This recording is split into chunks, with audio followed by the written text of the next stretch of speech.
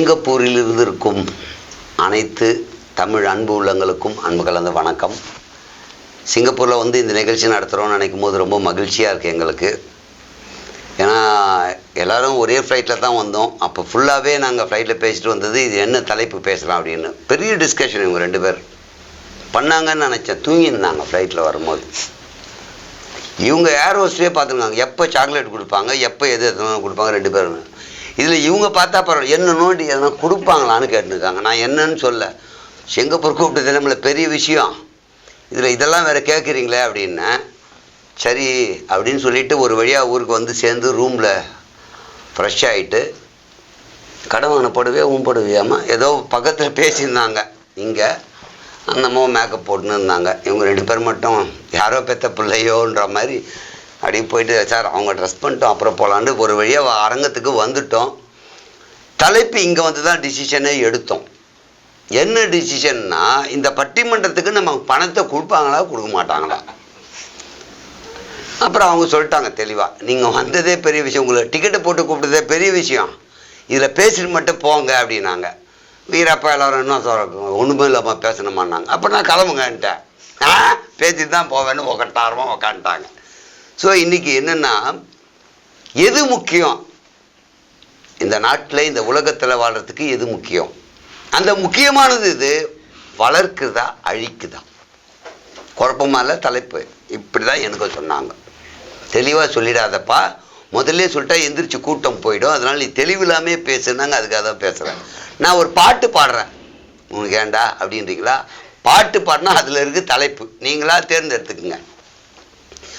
பணம் பந்தியிலே குணங்குப்பையிலே இதை பார்த்து அறிந்து நடக்காதவன் மனிதனில்லே, பிழைக்கும் மனிதனில்லே. அந்த காலத்தில் திட்டுறது கூட எவ்வளோ அருமையாக திட்டுறாங்க பாருங்களேன். பணம் பந்தியிலே குணம் குப்பையிலே, இது பார்த்து நடக்காதவன் லூசு பயலை அப்படின்னு திட்டல, பிழைக்கும் மனிதன் இல்லை. பிழைக்கவே தெரிலப்பா. இந்த பணம் இல்லாதவனை திட்டினா கூட டே பணம் சம்பாதிடா அப்படின்னா கூட எவ்வளோ இனிமையாக திட்டிருக்காங்க பார்த்தீங்கன்னா. அந்த காலத்தில் அப்படி தான். நல்லாடுறா போ, நல்லாரு. இப்போ டைலாக், நாசமாக போ. இதெல்லாம் உருப்படுமா? இப்படி பண்ணால் நல்லா இருப்பேன். அப்போல்லாம் பாசிட்டிவாக பேசுகிறாங்க. இப்போ ஃபுல்லாக எல்லாமே நெகட்டிவாக பேசுகிறாங்க. இது நிறைய குடும்பத்தில் பார்க்கலாம். டிவி நல்லா பாரு, இது எங்கே உருப்படுறது? இப்போ பேசுறது. டிவி பார்க்காதரா, அப்போ தான் உருப்படுவேன். பாசிட்டிவாக பேசலாம், பேச மாட்டாங்க. ஏன்னா அந்த தாட்ஸ் தான் இப்போ ஃபுல்லாகவே ஓடிட்டுருக்கு. இப்போ உங்களுக்கு தலைப்புலேயே குழப்பம் இருக்குமே. முதல்ல பாடும்போது ஏதோ தலைப்பு சொல்கிறேன்னு நினச்சிருப்பீங்க. இப்போ எதை பற்றி பேச போகிறாங்க அப்படின்னு பார்த்தீங்கன்னா, இந்த உலகத்தில் உறவை வளர்ப்பது பணமா, உறவை கெடுப்பது பணமா? இதுதான் இன்னைக்கு தலைப்பு. பணம் பத்தும் செய்யும், பணம் பாதாளம் வரை பாயும் அப்படியெல்லாம் சொன்னாலும் கூட, அந்த பணம் இன்னைக்கு எல்லா உறவையும் பிரிச்சிடுச்சுப்பா. இல்லை பணம் இருக்கிறதால தான் என்கிட்ட உறவெல்லாம் சேர்ந்துருக்குப்பா அப்படின்றோம் இல்லையா. இவங்க பணத்தெல்லாம் ரோட்டில் போட்டு வந்துடுவாங்க. அப்படியே விட்டவங்க உறவு தான் முக்கியம், சேப்பா தாரா சேப்பா பணம் அப்படின்வாங்க. இவங்க எங்கே இருந்தாலும் பொறுக்கி எடுத்துன்னு வந்துடுவாங்க பணம் அப்படின்னு நினைக்காது. பணம் தேவைங்க, இப்போ தான் உறவு பணம்னு சொல்லியிருக்காங்க. இந்த தலைப்பை பற்றி பேசுறதுக்காக ரொம்ப அருமையாக பல மேடைகளில், பல இடங்களில், பல தலைப்புகளை இவங்க பேசுனதில்லை. அதனால் இப்போ தான் பேச போகிறாங்க. நீங்களா ஒரு கற்பனை எதுவும் நினச்சிக்காதீங்க. உங்கள் பேர் நம்ம விஷ்ணுபிரியா. விஷ்ணுபிரியா. இப்போ பேச ஆரம்பிப்பாங்க பாருங்கள், காதில் பஞ்சு வச்சுப்பீங்க ஒவ்வொருத்தரும். அவ்வளோ சவுண்டாக பேசுவாங்கன்னு சொல்ல வந்தேன். பேசுமா. இங்கே வந்திருக்கும் நடுவர் அவர்களுக்கும் என் சொந்தங்கள் அனைவருக்கும் வணக்கத்தை தெரிவித்துக் கொள்கிறேன். நான் பேச வந்துள்ள தலைப்பு என்னவென்றால், பணம் உறவை வளர்க்கிறது.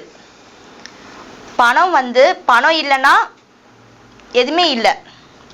ஏன் இது சொல்கிறேன், அனுபவபூர்ணமாக நான் சொல்கிறேன். எங்கள் அம்மா அப்பா இருக்கும்போது ஒரு சுப நிகழ்ச்சி, கல்யாணம், இந்த மஞ்சள் நீராட்டு விழாக்கு போகும்போதெல்லாம் சீர்வரிசை செய்வாங்க. அது சீர்வரிசையில் செய்யும் போது எங்கள் அம்மா என்ன செய்வாங்க, அவங்களுக்கு ஒரு இது சீர்வரிசை வாங்கினா எனக்கு ஒரு சீர்வரிசை கொடுப்பாங்க. ஆனால் இப்போ எங்கள் அம்மா அப்பா இல்லை, இறந்துட்டாங்க. அவங்க இல்லாதனால இப்போ ஒரு சொந்தமோ ஒரு நிகழ்ச்சி கூப்பிடுறது இல்ல, மதிக்கிறது இல்ல. அதனால பணம் வந்து ரொம்ப அவசியம். எதுனாலும் சொல்லுங்க. என் மூஞ்ச பார்த்தா என்ன பார்த்தாதான் பேச்சே வராத. அதனால பணம் வந்து, அதனால நான் வந்து ஒரு குறிக்கோளா இருக்கேன். பணம் இருந்தா மட்டும்தான் நான் சொந்தத்தை போய் பார்ப்பேன். அது ஒரு ஒரு ஹேமா வச்சிருக்கேன் நானு. அதனால வந்து சம்பாதிக்கிறேன், ஓடோடி சம்பாதிக்கிறேன். ஆனா ஒண்ணுமே இல்ல. ஏன்னா அவங்க சொந்தக்கார பத்தி சொல்லிட்டாங்கன்னா நாளைக்கு போகவே முடியாதுனால தயங்குறாங்க. இன்னொரு விஷயம் என்னன்னா, என் பையனையும் எடுத்துக்கோங்க. பெரிய பையன் பேரு தருண், சின்ன பையன் பேரு விஷ்ணு பிரியன்.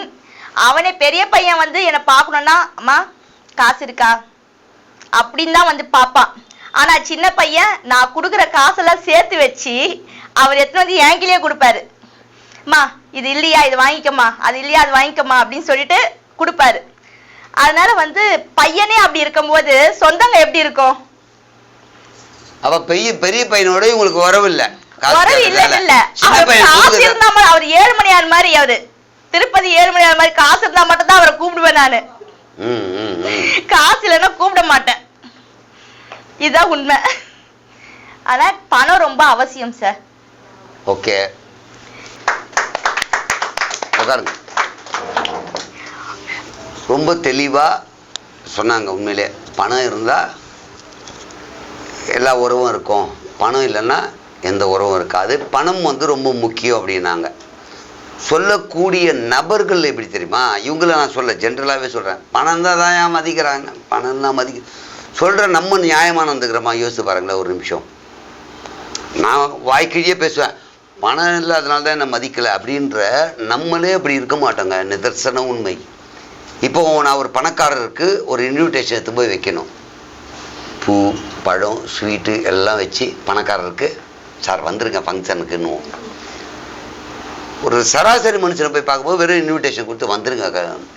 அப்போ நமக்குள்ளேயே அந்த பாகுபாடு பார்க்குறோம்ல. அடுத்தவனை நம்ம குறைய சொல்லக்கூடாது, நம்மளே அந்த பாகுபாடு பார்க்குறோம்.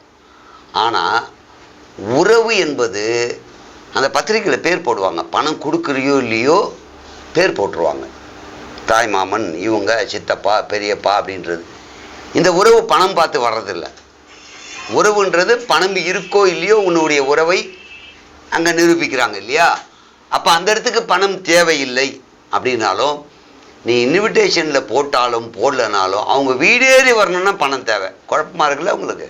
இவன் எதுக்கு பேசுகிறான்ட்டு, ஏன் பேசுகிறான்னா எனக்கும் தெரில. அது மாதிரி ஒரு கருத்தை அழகாக தான் சொல்லியிருக்காங்க. பணம் இருந்தால் தாங்க உறவெல்லாம் நீடிக்கோ, இல்லைன்னா இல்லைன்னு சொல்லியிருக்காங்க. இப்போ எங்கள் பணமே 10 பைசா தேவையில்ல. காலைல வரும்போது சட்டை உதறி போட்டுன்னு வந்தேன். எந்த பணம் இல்லாமல் ஆட்டோக்கார் ஃப்ரீயாக கூட்டின்னு வந்தார், காரில் ஃப்ரீயாக வந்தேன், ஹோட்டலில் ஃப்ரீயாக கொடுத்தாங்க அப்படின்னு பேசுறதுக்காக இந்த அணியில் உங்க யாருங்க பேச போகிறீங்க? முதல்ல நீங்கள் தான் பேச போகிறீங்களா? உங்கள் பேர் சார்? பேரளம் பேரொளி. பேரளம் பேரொளி அவர்கள் தான் இப்போ பேச போகிறாரு. உறவு நீடிக்க பணம் அவசியம் இல்லை, பணம் தேவையில்லை அப்படின்னு சொல்கிறாரு. வாங்கய்யா பேசுங்க. நகைச்சுவை கருத்துக்களை, நகைச்சுவையை கருத்துக்களோடு தருவதற்கு நிறைய நபர்கள் இருக்கின்றார்கள். அந்த கருத்துக்களிலே தத்துவத்தை பொழியாமல் தற்கால தேவைக்கு ஏற்ப ஒரு நகைச்சுவையை, விழிப்புணர்வை தரக்கூடிய பல்வேறு நிகழ்வுகளின் மூலம் அந்த விழிப்புணர்வை ஏற்படுத்தி இருக்கக்கூடிய ஐயா முல்லை கோதண்டம் அவர்களுக்கு எனது முதற்கண் வணக்கத்தை தெரிவித்துக் காசு கொடுத்து பேச சொல்லுங்க. அவரை தான் பேசுறாரு, தப்பா நினைச்சுக்காதீங்க. அந்த ஒரு நாளைக்கு 2 ரூபா நகைச்சுவை எல்லாம் பெரிய பெரிய நகைச்சுவைங்க. அதுல நிறைய விழிப்புணர்வு அடைஞ்சவங்க அதிகம். மற்றும் என் போன்று இந்த முதல் முயற்சியாக இங்கே பேச வந்து முழு முயற்சியாக அதை நிறைவு செய்ய வந்திருக்கும் பேச்சாளர்களுக்கும் எனது முதற்கண் வணக்கத்தை தெரிவித்துக் கொள்கின்றேன். இப்போ நமக்கு என்ன பேசணும்னா, இந்த பணம் அருளில்லாருக்கு அவ்வுலகம் இல்லை, பொருள் இல்லாருக்கு இவ்வுலகம் இல்லை என்றார் வள்ளுவர். அதனால பணம் தேவையா பணம் தேவையில்லையாங்கிறது பிரச்சனை இல்லை. பொருளாதாரம் தேவை, வாழ்வதற்கான பொருளாதாரம் தேவை. நான் என்னோட தேவையை நிறைவேற்றி கொள்ள தேவையான பொருளாதாரம் என்னவோ குறைவுதான். அடுத்தவங்களை போல வாழணும்னு நினைச்சேன்னா அதுக்கான பொருளாதாரம் என்னோட அளவுகோலை பொறுத்தது. ரஜினிகாந்த் மாதிரி நான் வாழணும்னு நினைச்சேன்னா 300 கோடிக்கு மேலே சம்பளம் வாங்கணும். நானா வாங்கணும்னா ஒரு 30,000 சம்பளம் ஆகும். இதுல பொருளாதார ஏற்றம் வந்து பணம் இல்லை முக்கியம், பணம் தான் முக்கியம், பணம் இல்லைன்னா இந்த உலகமே மதிக்காது, பணம் இல்லைன்னா என்னை கிள்ளிக்கு தூர போட்டுருவாங்க அப்படின்னு நம்ம நினைக்கிறோம். இதையே பேசிட்டு இருக்கிறோம். பணம் தான் முக்கியம், பணம் தான் முக்கியம் இல்லைங்க, அந்த பணத்தை வச்சிருக்கிறவனோட மனம் தான் முக்கியம். இப்போ ஒரு 70களில் பார்த்தீங்கன்னா நம்ம குடும்பத்தில் பார்த்தீங்கன்னா ஒரு 6-7 பிள்ளைங்க இருந்துச்சு. 6-7 பிள்ளைகளுக்கும் ஒரு ரேஷன் கடையிலேருந்து அரிசி வாங்கிட்டு போய் சமைச்சா கூட ஒரு அன்பா எல்லாரும் கலந்து சாப்பிட்டுட்டு இருந்தாங்க. என்னைக்கு அந்த பிள்ளைங்க வளர ஆரம்பிச்சதோ, என்னைக்கு அதுங்க படிக்க ஆரம்பிச்சதோ, என்னைக்கு அது பொருளாதாரத்தை தேடி ஓட ஆரம்பிச்சதோ, இப்போ எங்கள் அப்பா தவப்பிரகாசம்னா தவப்பிரகாசம் வீடுன்னு இருந்தது. ஒரு பையன் இன்ஜினியர் ஆகிட்டானா இன்ஜினியர் வீடு, ஒரு பையன் டாக்டர் ஆகிட்டானா டாக்டர் வீடு. அப்போ அந்த குடும்பத்திலேருந்து பொருளாதாரம் பிரியுது. அதில் ஒரு பையனுக்கு வருமானம் இல்லைன்னா இந்த எல்லாரும் அவரை வந்து அந்த பையனை வெறுக்க ஆரம்பிக்கிறாங்க. இந்த பையன் பொருளாதார ரீதியா முன்னேறல. அதுதான் இவங்களும் சொல்றாங்க, பணம் இல்லைன்னா எவனோ வெறுத்து அடிச்சு திருத்தி. அதுதான் இவங்களும் நம்ம கருத்துக்கு வந்து உதவிதான் செய்யறாங்களே ஒழிய பணம் அன்பை வளர்க்குதுன்னு அவங்க சொல்லல. பணம் அன்பை வளர்க்குதுன்னு சொல்லல. பணம் என்ன செய்யுது, இந்த பொருளாதாரம் உள்ள புகுந்து அதனோட பின்விளைவா நம்ம அன்பை எல்லாம் உடைக்குது. ஒரு தாய் ஊட்டிட்டு இருந்தது, இப்ப என்னன்னா இந்த பணத்தினால நம்மளோட சந்ததியே குறைஞ்சு போச்சு. அதுக்கு முன்னாடி ஒரு குடும்பத்துக்கு 7 குழந்தை 8 குழந்தை பெற்றுக்கிட்டாங்க. இப்போ ஸ்கூல் ஃபீஸை கட்டணும், அதுக்கு படிக்க வைக்கணும், அதுக்கு சட்டை வாங்கணும், துணிமணி வாங்கணும், பொம்மை வாங்கணும், அதை வாங்கணும், இதை வாங்கணும். இதில் 7 பிள்ளைய பெற்றுக்கிட்டா என்ன பண்ணுறது, ஒரு பிள்ளைய பெற்றுக்கிட்டே ஒன்றும் பண்ண முடியலன்னு குடும்ப கட்டுப்பாடை வலுவாக ஏற்றுக்கிட்டு இன்னைக்கு பார்த்தீங்கன்னா இந்த தமிழ்நாட்டில் ஜனத்தொகை குறைஞ்சிக்கிட்டு வருது. அதனால நம்மளோட மக்களவை தொகுதிகளையும் குறைக்க போகிறாங்க. மக்களவையில் ஏற்கனவே நமக்கான முக்கியத்துவம் இல்லை. 26 எலெக்ஷனுக்காக பேசியிருக்காரு, கேட்டுங்க. இப்போ இந்த பணம் பொருளாதாரத்தை நாடி நம்மளோட வாழ்க்கை முறையை அமைச்சுக்கிட்டதால இந்த பணம் பார்த்தீங்கன்னா நம்ம அன்பையெல்லாம் கெடுத்துருச்சு. இப்போ நான் என் ஊர் பேரளத்தில் வாழ்ந்துட்டு இருந்தேன். இந்த பொருளாதாரத்தை தேடி நான் சென்னைக்கு வந்துட்டேன். இப்போ என்னோட சொந்த ஊர்லேயும் வாழ முடியல, சென்னையிலையும் வாழ முடியல, திருசங்கு சுக்கமாக 2 கட்டானா நின்றுட்டு இருக்கேன். இப்போ இந்த பொருளாதாரத்தை தேடி தானே வந்தேன். அப்போ பொருளாதாரம் என் ஊரில் உள்ள மக்களோட அன்பை பிரிச்சுது, என் தாய் தகப்பனோட அன்பை பிரிச்சுது, என்னோட உறவுகளோட அன்பை பிரிச்சுது, அங்கிருந்து என்னோட 20 வருஷம் இருந்த என்னுடைய நட்பை பிரிச்சுது. இந்த பொருளை தேடி நான் வந்ததுனால தான் பிரிஞ்சுது. பொருளாதாரம் முக்கியம்தான். நான் வந்து சம்பளத்தை வாங்கி 1ஆம் தேதி சம்பளத்தை வாங்கி 6 மணிக்கெல்லாம் உட்காந்து ஒரு நோட்டாக கிழிச்சு போட போகிறது கிடையாது. பணம் முக்கியம்தான். ஆனால் இந்த பணம் ஏற்படுத்தும் விளைவு பார்த்தீங்கன்னா ரொம்ப கடுமையாக பழைய மாதிரி நம்ம உறவு முறைகள் இருக்க முடியல. அதே மாதிரி குடும்பத்தில் வந்து அண்ணன் தம்பிகள் இன்னும் வருங்கால தலைமுறை பார்த்தீங்கன்னா சித்தி சித்தப்பா அத்தை மாமாலாம் இருக்கவே மாட்டாங்க. ஒரே பையன்தான், ஆண் பையனோ பெண் பையனோ. அதில் அப்பா அம்மாவே பிரிக்க சதி நடக்குது. அப்பா அம்மா இல்லாமல் சிங்கிள் பேரண்ட் சிஸ்டம், அம்மா மட்டும் புள்ள அப்பா மட்டும் புள்ள. அதுக்கப்புறம் பிள்ளையே ப்ரொடக்ஷன் பண்ணுறதுக்கும் வேலை நடக்குது. காரணம் என்னன்னா பொருளாதாரத்தை நோக்கி கார்பரேட்டுகள் நகர்றதால உங்கள் குடும்ப வாழ்க்கையிலையும் கையை வச்சு உங்களோட தனிப்பட்ட வாழ்க்கையிலையும் கையை வச்சு இந்த உலகத்தை இந்த பொருளாதாரத்திலேருந்து அன்புலேருந்து விடுவிச்சிட்டு இருக்காங்க. அப்போ ஒரு இடத்துக்கு போகிறோம், என்ன பணம் இல்லாமல் மதிக்க மாட்டாங்க, அதனால பணம் தான் முக்கியம், பணம் தான் அன்பு வளர்க்குதுன்னா பணம் இல்லாமல் மதிக்கலாங்கிறது வேற விஷயம். அது தனிப்பட்ட நபர்களோடது. ஐயா சொன்னாங்க, நான் பத்திரிக்கை வைக்க போகிறப்ப ஏழ்மையாக உள்ளவங்களுக்கு வந்து சும்மா பத்திரிக்கை கொடுப்பேன், பணக்காரனுக்கு வந்து அதிகமான வெகுமானமெல்லாம் வச்சு பத்திரிக்கை கொடுப்பேன்ட்டு. இப்போ வெகுமானமெல்லாம் வச்சு அந்த பத்திரிக்கை கொடுக்கறதுனால அவர் என்ன அப்படியே அன்போடைய வரப்போறாரு? இல்லை நம்மளுடைய சொந்தக்காரங்க ஏழையாக இருக்கிறாங்க, சும்மா ஒரு பத்திரிக்கை அனுப்பி விட்டோம்னா அவங்களும் வர்றது வந்து வெறுத்து போய் என்னன்னா அவங்களுக்கு மட்டும் அவ்வளோ செஞ்சாங்களே நமக்கு செய்யலேன்னு வரப்போகிறது கிடையாது. அவங்களும் தன்னுடைய தாய்மாமன் முறையோ மாமன் முறையோ மச்சான் முறையோ அத்தை முறையோ மாமன் முறையோ பெரியம்மா முறையோ பெரியப்பா முறையோ அண்ணன் முறையோ தம்பி முறையோ எந்த முறைக்கு அவர்கள் செய்ய வேண்டுமோ அந்த இதை கடன்பட்டாச்சும் யாருக்கிட்டேச்சும் கடன் வாங்கியாச்சும் தாலி கயிற்ற வித்தாச்சும் அந்த உறவுகளை காப்பாற்றணுங்கிறதுக்காக அவங்க வந்து அந்த இதை செய்கிறாங்க. இப்போ பணம் அதிகமாக ஒருத்தட்ட சேர்றப்போ அண்ணன் தம்பிலே உறவு பிரியுது. அவங்க வந்து பார்த்தீங்கன்னா ஒரு பணம் அதிகமாக சேர்ந்ததுக்கு அப்புறம் ஐயோ தம்பி வீட்டுக்கு நம்ம போனோம்னா அண்ணன் வீட்டுக்கு நம்ம போனோம்னா நம்மளை மதிக்க மாட்டாங்களோ அப்படின்னு ஒரு உள்ளுக்குள்ள ஒரு வன்மம் ஒரு காழ்ப்புணர்ச்சி தானாகவே உருவாகி போகுது. 4 பேரில் இப்போ 4 பேர் 5 பேரோட இருக்கிறோம், நண்பர்களோட இருக்கிறோம். 5 பேருமே சாப்பாட்டுக்கு அடுத்த வேலை யாராச்சும் வாங்கி தருவானா அவன் வாங்கி தருவானான்னு இருக்கிறப்ப அன்பு நிறைய இருக்குது. ஆனால் யாருக்குமே அப்போ சாப்பாட்டுக்கு பணம் இருக்க மாட்டேன். அதுலேயே ஒருத்தர் அதிகமாகிட்டா கூட மீதி 3 பேர் சேர்ந்து என்ன பண்ணுறாங்க, அவன் நிறைய சம்பாதிக்க ஆரம்பிச்சிட்டான், இனிமேல் நம்மளை மதிக்க மாட்டான் அப்படின்னு தேவையில்லாத அந்த ஒரு அவன் என்னமோ அப்படியே இருக்கக்கூடும், இல்லாமலும் இருக்கக்கூடும். ஒரு தேவையில்லாமல் அவன் மேலே ஒரு முத்திரையை திணிக்கிறாங்க. இவன் பணம் வந்துட்டு இவன் இனிமேல் இப்படி தான் இருப்பான்ட்டு. அப்போ சாதாரணமாக இருந்த நல்ல உறவை இந்த பணம் உட்புகுந்து பிரிக்குது. பொருளாதாரம் பார்த்தீங்கன்னா ஒவ்வொரு பொருளாதாரம் கொள்கையின் போதும் இந்த உறவுகளுக்கு முக்கியத்துவம் தருவதில்லை. இந்த உறவுகளை எப்படி பிரிக்கலாம்? இந்த கார்பரேட் வந்தால் ஏற்கனவே ஒரு கூட்டு குடும்பமாக இருந்துச்சுன்னா ஒரே ஒரு ஸ்டவ் இருந்தால் போகிறோம், ஒரே ஒரு குக்கர் இருந்தால் போகிறோம், ஒரே ஒரு கிரைண்டர் இருந்தால் போகிறோம். இப்போ பார்த்தீங்கன்னா ஒவ்வொரு குடும்பமும் தனித்தனி குடும்பமாக பிரிஞ்சதுனால ஒவ்வொரு குடும்பத்துக்கும் ஒரு ஸ்டவ், ஒவ்வொரு குடும்பத்துக்கும் ஒரு குக்கர். அப்போ வியாபாரம் பெருகுது. இந்த வியாபாரம் பெருக வேண்டும் என்பதற்காகவே பொருளாதாரத்தை தனிமக்களிடம் உலவாவிட்டு அந்த பொருளாதாரத்தின் மூலமாக இந்த மக்களிடையே வெகு பிளவையும் ஏற்படுத்தி ஒவ்வொரு பிளவையும் வைத்து பணம் சம்பாதிக்கிறார்கள். ஆகையால் பணம் இந்த குடும்பத்தை பிரிக்கிறது, கட்டமைப்பை உடைக்கிறது, மனிதனின் சமூகத்தை ஆட்டி பார்க்கிறது, மனிதனின் காலம் காலமாக இருந்த பண்பாடுகளையும் காலம் காலமாக இருந்த நம் உறவுகளையும் மறக்கடிக்கின்றது. பணத்திற்கு பணம்தான் முக்கியம், பணம்தான் முக்கியம் என்று எல்லோரையும் பணத்திற்கு பின்னால் ஓட வைத்து விட்டது.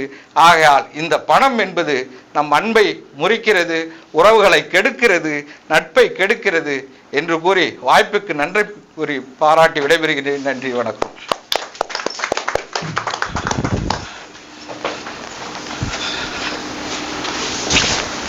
நல்ல கருத்துக்களை ரொம்ப தெளிவாகவே எடுத்து சொன்னார். பணம் உறவுகளை பிரித்து கொண்டு தான் இருக்கிறது. கார்பெட்டாக ஆன அப்புறம் பணம் எல்லாத்தையும் பிரிச்சிருச்சு. ஆனால் அவர் சொன்னதில் ஒரே ஒரு கருத்தில் எனக்கு ஒரு உடன்பாடு. அவர் சொன்னதில் மாமனாக இருந்தால், தாய் மாமனாக இருந்தால் தாலி வித்து கூட செய்வான். எதுக்கு நீ அப்போ தாலி விற்கிற? அப்போ ஒன்று சேர்றதுக்கு உனக்கு பணம் தேவைப்படுதுல்ல. அந்த உறவு பிரிக்கிறது பணம் தான், சேர்க்கறதுக்கு தேவைப்படுது. தாலிலாம் விற்க மாட்டேன், தாய் மாமன் தான், வந்து மட்டும் போவேன், சரியா அப்படின்னு கேட்டால் ஒத்துப்பாங்களா? அப்போ உறவை பிரிப்பது என்னமோ பணம் தான், பல பிரிவினை உருவாக்குவது பணம் தான், அதை சேர்ப்பதும் பணம் தான், அந்த உறவை சேர்த்து விடுறதும் பணம் தானே. அப்போ பணத்தினுடைய முக்கியம் எவ்வளோ இருக்கோ அதை எல்லாரும் தகர்த்திட்டு போறதுன்றது ஒரு சாத்தியமான காரியமா அப்படி கேட்டீங்கன்னா கஷ்டம். ஆனா அதை சாத்தியப்படுத்தினால் நல்லா இருக்கும்ன்றத இவர் சைடில் சொல்றது. பணத்தை வச்சு இன்னைக்கு உறவு உடையுது, அதெல்லாம் அப்படி உடையாம இருந்தா இந்த சமூகம் நன்றாக இருக்கும், நம்முடைய பண்பாடு கலாச்சாரம் நன்றாக இருக்கும். அவர் சொன்ன கருத்துல நம்முடைய பண்பாடு கலாச்சாரம் என்பது ஒரு நாட்டை ஒன்றிய, அதாவது ஒரு மனிதனுடைய வாழ்வை சொல்லக்கூடிய வாழ்வியல் தான். தமிழனுடைய கலாச்சாரம் என்ன, பண்பாடு என்ன, எப்படி வளர்ந்தாங்க. ஒருத்தர் வீட்டுக்கு வரும்போது வாங்க எதிரியாக இருந்தாலும் கூட உட்கார வச்சுட்டு தண்ணி கொடுப்பாங்க, தண்ணி குடி அப்புறம் பேசுவோம். அந்த கலாச்சாரம் எல்லாம் இதன் வாயிலாக உடைப்பட்டு கொண்டிருக்கும் போது நாளைக்கு தமிழ் இனம் என்ற ஒரு இனம் இருந்ததற்கு சுவடுகளே இல்லாமல் போகும். அவர் சொல்ற அந்த வலி என்னால் உணர முடியுது. ஒரு மொழியை அழித்தால் ஒரு இனம் அழியும். நான் தமிழ் பேசுறேன், என் மொழியை அழிச்சிட்டா போதும், என் இனமே இருக்காது. ஏன்னா நீ எந்த மொழி பேசுறியோ அதுதான் உன்னுடைய இனம். அது மாதிரி உன்னுடைய கலாச்சாரம் என்ன, உன்னுடைய பண்பாடு என்ன, அது எல்லாமே இந்த உறவுகள் அழிந்தால் முடிஞ்சிடும். அது அவருடைய ஆதங்கம், நியாயமான ஆதங்கம். அப்படி உடையாம இருக்கணும்னு நினைக்கிறோம். இல்லைல்ல, அதெல்லாம் சேர்த்துடலாங்க, பசை போட்டு இவங்க சொல்றாங்க பணத்தை போட்டு சேர்த்துடலாங்க அப்படின்னு இவங்க சொல்றாங்க. சரி, அவங்க என்னதான் சொல்றாங்க, கரெக்டா இல்லையான்னு பார்ப்போம். சொல்லுங்கம்மா, உங்க பேரு? சூரியகலா. என்ன ராசி, என்ன நட்சத்திரம்? சதய நட்சத்திரம், கும்பராசி. கும்பராசி. இப்ப எப்படி இருக்கு உங்க நேரம்? வரவரு ஜோசியம் பாக்குற மாதிரி ஆயிடுச்சு. ஓகேம்மா, நீங்க போய் பேசலாம். சபையில் அமர்ந்திருக்கும் நடுவர் அவர்களுக்கும் நண்பர் அனைவருக்கும் என்னுடைய வணக்கத்தை தெரிவித்துக் கொள்கிறேன். நான் இப்போ பணம் உறவை வளர்க்குதா முறிக்குதான்ற தலைப்புல வளர்க்குதுன்னு சொல்ல விரும்புறேன். ஏன்னா இப்போ உள்ள காலகட்டத்திலலாம் பார்த்தீங்கன்னா ஒரு பெண்ணை ஒரு ஆண் விரும்பும் போது கூட நான் உன்னை ரொம்ப அன்பா காதலிக்கிறேன், நான் உன்னை ரொம்ப பிடிச்சிருக்கு, உன்னை எனக்கு ரொம்ப பிடிக்குது அப்படின்னு சொல்லிக்கிட்டே இருப்பான். ஆனா அந்த பெண்ணுக்கு அதுல மனக்கசப்பு ஆமா எனக்கு இதே வேலையா போச்சியா, எந்த நேரமும் இதையே சொல்லிட்டு இருக்கான். ஆனா அதே பெண்ணுக்கு அவனோட தேவை என்ன, அந்த பெண்ணுக்கு என்ன விரும்புறா, அதை தேவையை பூர்த்தி செய்யும் போது அந்த பெண்ணுடைய அன்பு வளருது. நமக்கு நம்மளோட தேவையை புரியறதுக்கு முன்னாடி இந்த பையன் நமக்கு எல்லாம் செய்யறா, அப்போ நம்ம இன்னும் நல்லா பார்த்துக்குவான்ற அந்த அன்பு வளர ஆரம்பிக்குது அந்த இடத்துல. இந்த காலத்துல பணத்தோட தேவை இல்லைன்னா ஒண்ணுமே இல்லை, உறவுகள்லாம் ஒண்ணுமே கிடையாது எனக்கு தெரிஞ்சு நான் பார்த்த வரைக்கும். என்ன விஷயம்னா, ஒரு உறவுக்கு ஒன்றும் இல்லை, எங்கள் குடும்பத்திலே எடுத்துக்குங்க, 2 சகோதரர்கள் இருக்கிறாங்க எனக்கு. எல்லாம் வீடு, காரு, நல்ல வசதி வாய்ப்போடு இருக்கிறாங்க. நான் அந்த அளவுக்கு கிடையாது. எங்களுடைய சொந்தக்காரவங்களே 2 சகோதரர்களையும் கூப்பிடுறாங்க, வாங்க உறவுக்கு அழைக்கிறாங்க, எந்த ஒரு ஃபங்க்ஷனுக்கும். கேட்டால் அவங்களுக்கு இருக்கிற அந்த மரியாதை நமக்கு இல்லை. ஏன்னா எங்ககிட்ட அந்த அளவுக்கு வசதி இல்லை அப்படின்ற காரணம். ஏன்னா இதை நான் உறவுபூர்வமாக நான் அனுபவித்து சொல்கிறேன். இன்னொரு விஷயம் வந்து பார்த்திங்கன்னா, ஒரு குடும்பத்துக்குள்ளேயே ஒரு பெண்ணுக்கு திருமணம் பண்ண போகிறாங்கன்னா முதல்ல கேட்குற வார்த்தை நடுவர்களே, என்ன சம்பாதிக்கிறாங்க, எவ்வளோ சம்பளம் வாங்குறாங்க, இதுதான். ஏன்னா அங்கே சம்பளம் வச்சு தான் வாழ முடியும். அந்த உறவுலே கூட பார்த்தீங்கன்னா, கணவன் வந்து சம்பாதிச்சு இன்னைக்கு பணம் கொண்டு வந்து கொடுக்கலன்னா, ஆமாம் இவனுக்கு இதே வேலை, ஒரு குடும்பத்தை பார்க்கறதுக்கு யோகியதை கிடையாது, அன்பு, நான் ரொம்ப அன்பு வச்சுருக்கேன், பாசம் வச்சுருக்கேன், இப்படியே சொல்லிக்கிட்டு திரிஞ்சுக்கிட்டே இருக்கிறதா இவருக்கு வேலை. இந்த கசப்பு அங்கே வர ஆரம்பிக்கும். இதே அவங்க வந்து பணத்தோடு வந்து, உனக்கு தேவையான புடவை வாங்கிக்கிறியா, இந்த உனக்கு கொடுத்து மளிகை சாமான் வாங்கிக்கிறியா, வீட்டுக்கு தேவையான இதை பூர்த்தி செய்யும் போது அந்த உறவு வளருது. என்னோட கணவர் வந்து எனக்கு தேவையானதெல்லாம் செய்கிறாரு, ஃபேமிலியை நல்லா பார்த்துக்கிறாரு, அப்போ உறவு வளருதுங்க. உறவு முறியறது வந்து பணத்தோட தேவை இல்லைன்னா உறவு கட்டாயம் முறிய தான் செய்யுது. அது உண்மைன்றதை வந்து நான் வந்து நடுவர்கள்ட்ட சொல்ல விரும்பி. தனியாக சொல்லியிருக்கலாமா, அங்கே போய் சொல்லியிருக்க வேண்டியது இல்லை, நான் கேட்டு இருப்பேன், பக்கத்தில் தானே இருந்தீங்க. இன்னொரு விஷயம் வந்து, ஒரு காது குத்துற ஃபங்க்ஷனு, ஒரு ரிலேட்டிவ் ஃபங்க்ஷனுக்கு நடுவர் அவர்கள் சொன்னாங்க, பத்திரிக்கையில் வந்து உறவுடைய பேர் இருந்தால் போதும், அதை நினச்சிடுவாங்க, ரொம்ப சந்தோஷப்படுவாங்கன்றது இல்லை. அங்கே தாம்பாளத்தட்டில் பழம், வெத்தலை பாக்கு, ஸ்வீட்டு, அவங்களோட தேவைகளை எடுத்துன்னு போய் கொடுக்கும்போது தான் அவங்களுக்கு வந்து ரொம்ப நம்மளை அன்பாக உபசரிச்சாங்கன்ற ஒரு பேர் வருது. சும்மா வெறும் தட்டை எடுத்துன்னு போய் இந்தாப்பா பத்திரிக்கை இருக்க கொடுத்துட்டு போனோன்னா யாரும் மதிக்கிறது இல்லை. உறவை வளர்க்கறதுக்கு நிச்சயமாக பணத்தோட தேவை இருக்குங்கய்யா. பணம் இல்லைன்னா உலகத்தில் வந்து உறவு வந்து வளர்றதே இல்லை. மனக்கசப்பு வந்து எத்தனையோ குடும்பங்கள் இன்னைக்கு பிரிஞ்சிருக்கு. என் வீட்டுக்கார் எதுவுமே செய்யறதில்ல, சரியா சம்பளம் வாங்குறதில்ல, பிள்ளைங்களை ஒழுங்காக காப்பாத்துறதில்ல, அதனால நிறைய உறவு இன்னைக்கு நான் டைவர்ஸ், நான் விட்டுட்டு போறேன், இந்த மாதிரி உறவு பிரிஞ்சிருக்கு. இதே பணத்தால உறவுக்கு, இப்போ ஒரு உதாரணத்துக்கு எடுத்துக்கோங்களேன், ஒரு நண்பர் இருக்காரு, எதிரியானவராக இருந்திருக்கிறாரு, ஏற்கனவே அவர் ரொம்ப எதிரி, அவருக்கு ஆப்போசிட் கிட்ட. அவர்கிட்ட சொல்றாரு ஃபோன் பண்ணி, எனக்கு பணம் அவசியமா தேவைப்படுது, நீ உன்னால உதவி செய்ய முடியுமா என் குடும்பத்துக்கு அப்படின்னும் போது, இவ்வளோ நாளுக்கு அப்புறம் நம்ம நண்பன் வந்து நமக்கு பேசுறாரு, அவருக்கு எப்படியாவது நம்ம உதவி செய்யணும்னு சொல்லி ஒரு 10,000 ரூபாய் பணம் என்கிட்ட இருக்குப்பா, இதான் இருந்தது, நான் உனக்கு அனுப்புறேன்னும் போது அந்த உறவு அவர் நினைச்சு பார்க்க முடியும். இவ்வளோ நாளா பேசாத ஒரு நண்பன் நம்ம பணத்தை கொடுத்து இன்னைக்கு கஷ்டப்படும் போது உதவி இருக்கிறாரு, அதை நம்ம உயிர் இருக்க வரைக்கும் மறக்கக்கூடாது. அவர் மன்னிப்பு கேட்கிறாரு திரும்ப, நான் என்னை மன்னிச்சிடு, நான் வந்து உன்கிட்ட இவ்வளோ நாள் எதிரியா இருந்தேன், நீ இந்த நேரத்தில் கஷ்டமான நேரத்தில் இந்த பணத்தை கொடுத்து எனக்கு உதவி செஞ்ச. எதிரி யாருன்னு சொல்லுப்பா, நான் கூட காசு கேட்கறேன், உடனே மனசு மாதிரி கொடுத்துருக்கான் பாரு, கேட்ட உடனே 10,000. அதனால இது போல நடுவர்களே, நமக்குன்னு இல்லை, நிறைய பேருக்கு இந்த மாதிரி விஷயங்கள் நடக்குது. ஆனா உறவு வந்து பாத்தீங்கன்னா இது போல இது மாதிரி பணத்தை வச்சுதான் உறவுகள் வளருதே தவிர வெறும் அன்பை மட்டும் வச்சு வளர்றது இல்லை நடுவர்களே. அதை நான் வந்து அடிச்சு நான் வந்து உங்ககிட்ட அடிச்சு சொல்லுங்க. இதோட நான் வந்து முடிச்சுக்கிறேன். நன்றிமா, நன்றி. பணம் உறவை மேம்படுத்தும் அப்படின்றாங்க. பணம் இருந்தாதாங்க எல்லாமே நடக்கும், அது இல்லைன்னா எப்படிங்க? ஒரு காதலிக்கிட்ட நான் அன்பாக இருக்கேன், பாசமாக இருக்கேன், உன்னை கண் கலங்காமல் பார்த்துக்குவேன், டெய்லி வாயிலே வடை சுடாத அப்படின்னு வாங்கலாம், இவங்க தான் சொன்னாங்க. அதே ஏதாவது வாங்கிட்டு போய் கொடுத்தேன்னா ஓகே, கான்ஃபிடென்ட் வந்துடும், இவன் வந்து நம்மளை காப்பாற்றுவான், சந்தோஷமாக வச்சுப்பான். அப்போ அந்த இடத்துல பணம் தானே அந்த உறவை நீடிக்க வைக்கிது அப்படின்னாங்க. அது நியாயமாக இருக்கலாம். இன்றைக்கி கணவன் மனைவியாக இருக்கட்டும், தாய் தந்தையர் குழந்தைக்கு செய்வதாக இருக்கட்டும், அல்லது தாய் தந்தையருக்கு குழந்தை செய்வதாக இருக்கட்டும், இந்த உறவு நீடிக்கணும்னா பணம் ஒரு பாலமாக தான் அமையுது. அதில் வந்து விரிசல் வராது. விரிசலே இருந்தாலும் பணம் கொடுத்து சரியாக முடியும் அப்படின்னா, ஒரு எதிரி கூட பணம் கொடுத்து விட்ட பிறகு நண்பனாக அதை மறுபடியும் புதுப்பிக்க முடியும். அந்த உறவை புதுப்பிக்க கூட பணம் தேவை அப்படின்ற ஒரு விஷயம் சொன்னாங்க. ஆனால் இதுலேயே நான் முதல்ல சொன்னது, நான் சொன்னதுக்காக நியாயமாலாம் எடுத்து பேசலை. இன்விடேஷனில் நீ பணம், தட்டு, பழம், பூவெல்லாம் வேண்டாம், என் பேர் போடலாம் எவ்வளோ தகராறு பண்ணுவாங்க தெரியுங்களா? என்னுடைய உறவு, நான் தாய் மாமன் என்கின்ற அந்தஸ்தில் இருக்கும் என்னுடைய பெயர் போடவில்லை. நீ பணம் கொடுக்காம போ. அதனால அந்த உறவு நீடிக்கிறதுக்கு பெயர்னு ஒன்று வேணும். ஏன்னா தாய்மாமன்ற ஒரு உறவு எழுத்தாள இருந்தால் கூட போதும், இன்விடேஷன்ல அப்படி பார்க்கறதும் இருக்கு. அதுதான் உண்மை. எழுத்துல போட்டா கூட மன மகிழ்ச்சி வருகிறது அப்படின்னு பேசுறதுக்காக. உங்க பேர் கதிரா, எழிலா, எதனா சொல்லிக்கோவா? சதீஷ்குமார் எதனா சொல்லிக்கோன்னா மாதிரி இருந்தது என் காதில். சதீஷ்குமார் நிறைய உறவுகள், அவருக்கு நிறைய பேர் இருக்கிறாங்க அப்படின்னு சொன்னேன். இப்போ இருக்கிறாங்களான்னு எனக்கு தெரியாது, ஏன்னா அவர்கிட்ட பணம் இல்லை. அதனால இவங்க சொல்ற மாதிரி கார் பங்களாவோடு இருந்த எங்கள் அண்ணன் தம்பியெல்லாம் ஒற்றுமையாக இருந்தோம், என்னை மட்டும் ஒதுக்கினார்கள், காரணம் பணம் இல்லை என்ற காரணத்தினால இவங்க சொன்னாங்க.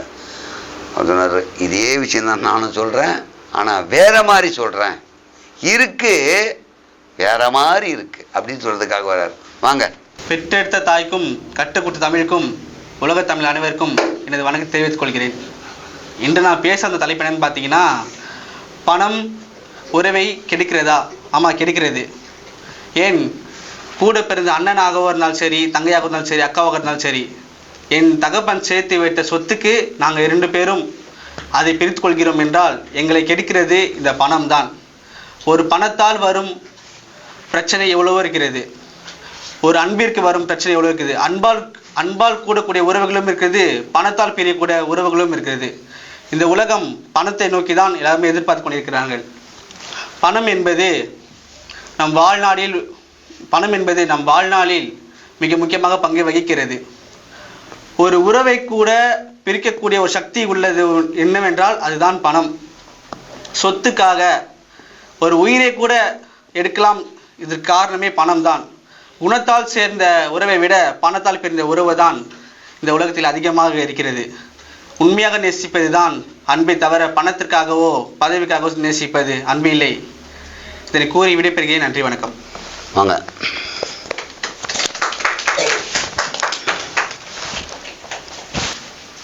ஆழமான கருத்து, சரியான கருத்து அவர் சொல்லியிருக்கிறது. உண்மையிலேயே ஒரு குடும்பத்தில் இருக்கின்ற அண்ணன் தம்பி என்கின்ற உறவு, அந்த உறவு பணத்தினால பிரிவடையுதுன்றது நிதர்சனமான இன்றைய யதார்த்த வாழ்க்கையில் உண்மையான விஷயம். சொத்து பிரித்து கொடுத்துட்டு அதே அளவு 1200 ஸ்கொயர் ஃபீட் உனக்கு, 1200 ஸ்கொயர் ஃபீட் உனக்குன்னு பிரித்து கொடுத்தா கூட எனக்கு முன்னாடி வேணும், எனக்கு பின்னாடி வேணும், எனக்கு சைடில் வேணும், இதனால ஒரு பிரிவினை வருது இல்லையா? அதை தான் அவர் சொல்கிறார். அந்த மாதிரி ஒரு பிரிவினை வருது.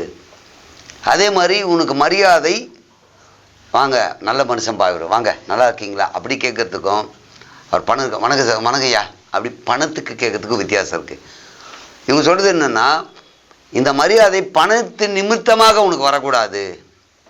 உன்னுடைய பதவி, அதாவது பதவினா உன்னுடைய நல்ல குணங்களால் வரணும், அது நிரந்தரம் அப்படின்னு சொல்கிறதா இந்த அணி. இதில் நம்ம பார்க்க வேண்டிய ஒரு விஷயம், ஒரு ஹாஸ்பிட்டலில் ஒரு அட்மிட் ஆகிருக்கார். நேராக போயிட்டு, ஐயா கவலைப்படாதீங்க, நல்லா ஆயிடுவீங்க, ஒன்றும் பிரச்சனை இல்லை, பார்த்துக்கலாம் அப்படின்னா பாதி எந்திரிச்சு உட்காந்துருவார். அவர் தைரியம் கொடுக்குது. அவர்கிட்டே ஒரு ₹1,00,000 கையில் கொடுத்து விடுங்கய்யா பார்த்துக்கலான்னா அப்படியே அடுத்த குளுக்கோஸ்லாம் பிடிங்கி போட்டு வீட்டுக்கு போயிடுவார். அப்போ பணம் தேவைப்படுது இல்லை. ஆனால் இவ்வளோ சொல்கிற நம்ம ஒரு விஷயத்த நல்லா யோசிக்கணும். பணம் கொடுத்தா ஒரு ஹாஸ்பிட்டலில் போய் எல்லாரும் பணம் கொடுத்து ஒருத்தரை போய் பார்த்தா தெம்பாயிடுவார். அவர்கிட்ட வரவங்கெல்லாம் நல்லா ஆகிடுவீங்க, கவலைப்படாதீங்க, நாங்கள் இருக்கோம் அப்படின்னா ஃபுல்லாலாம் குணமாக மாட்டார். அப்போ பணம் அந்த இடத்துல தேவை அப்படின்னு தான் நமக்கு தெரியுது. ஆனால் இன்னைக்கு இருக்கிற நிதர்சனம் உண்மை என்ன தெரியுமா? பணம் பணம் பணம் பணம்னு ஓடி சேர்த்துட்டு சேர்க்கும் நேரத்தில் எல்லா பந்தத்தையும் ஒதுக்கி விட்டுட்டு பணத்தின் நோக்கத்தில் உட்காந்துட்டு எத்தனை பேர் அழுகுறாங்க தெரியுமா?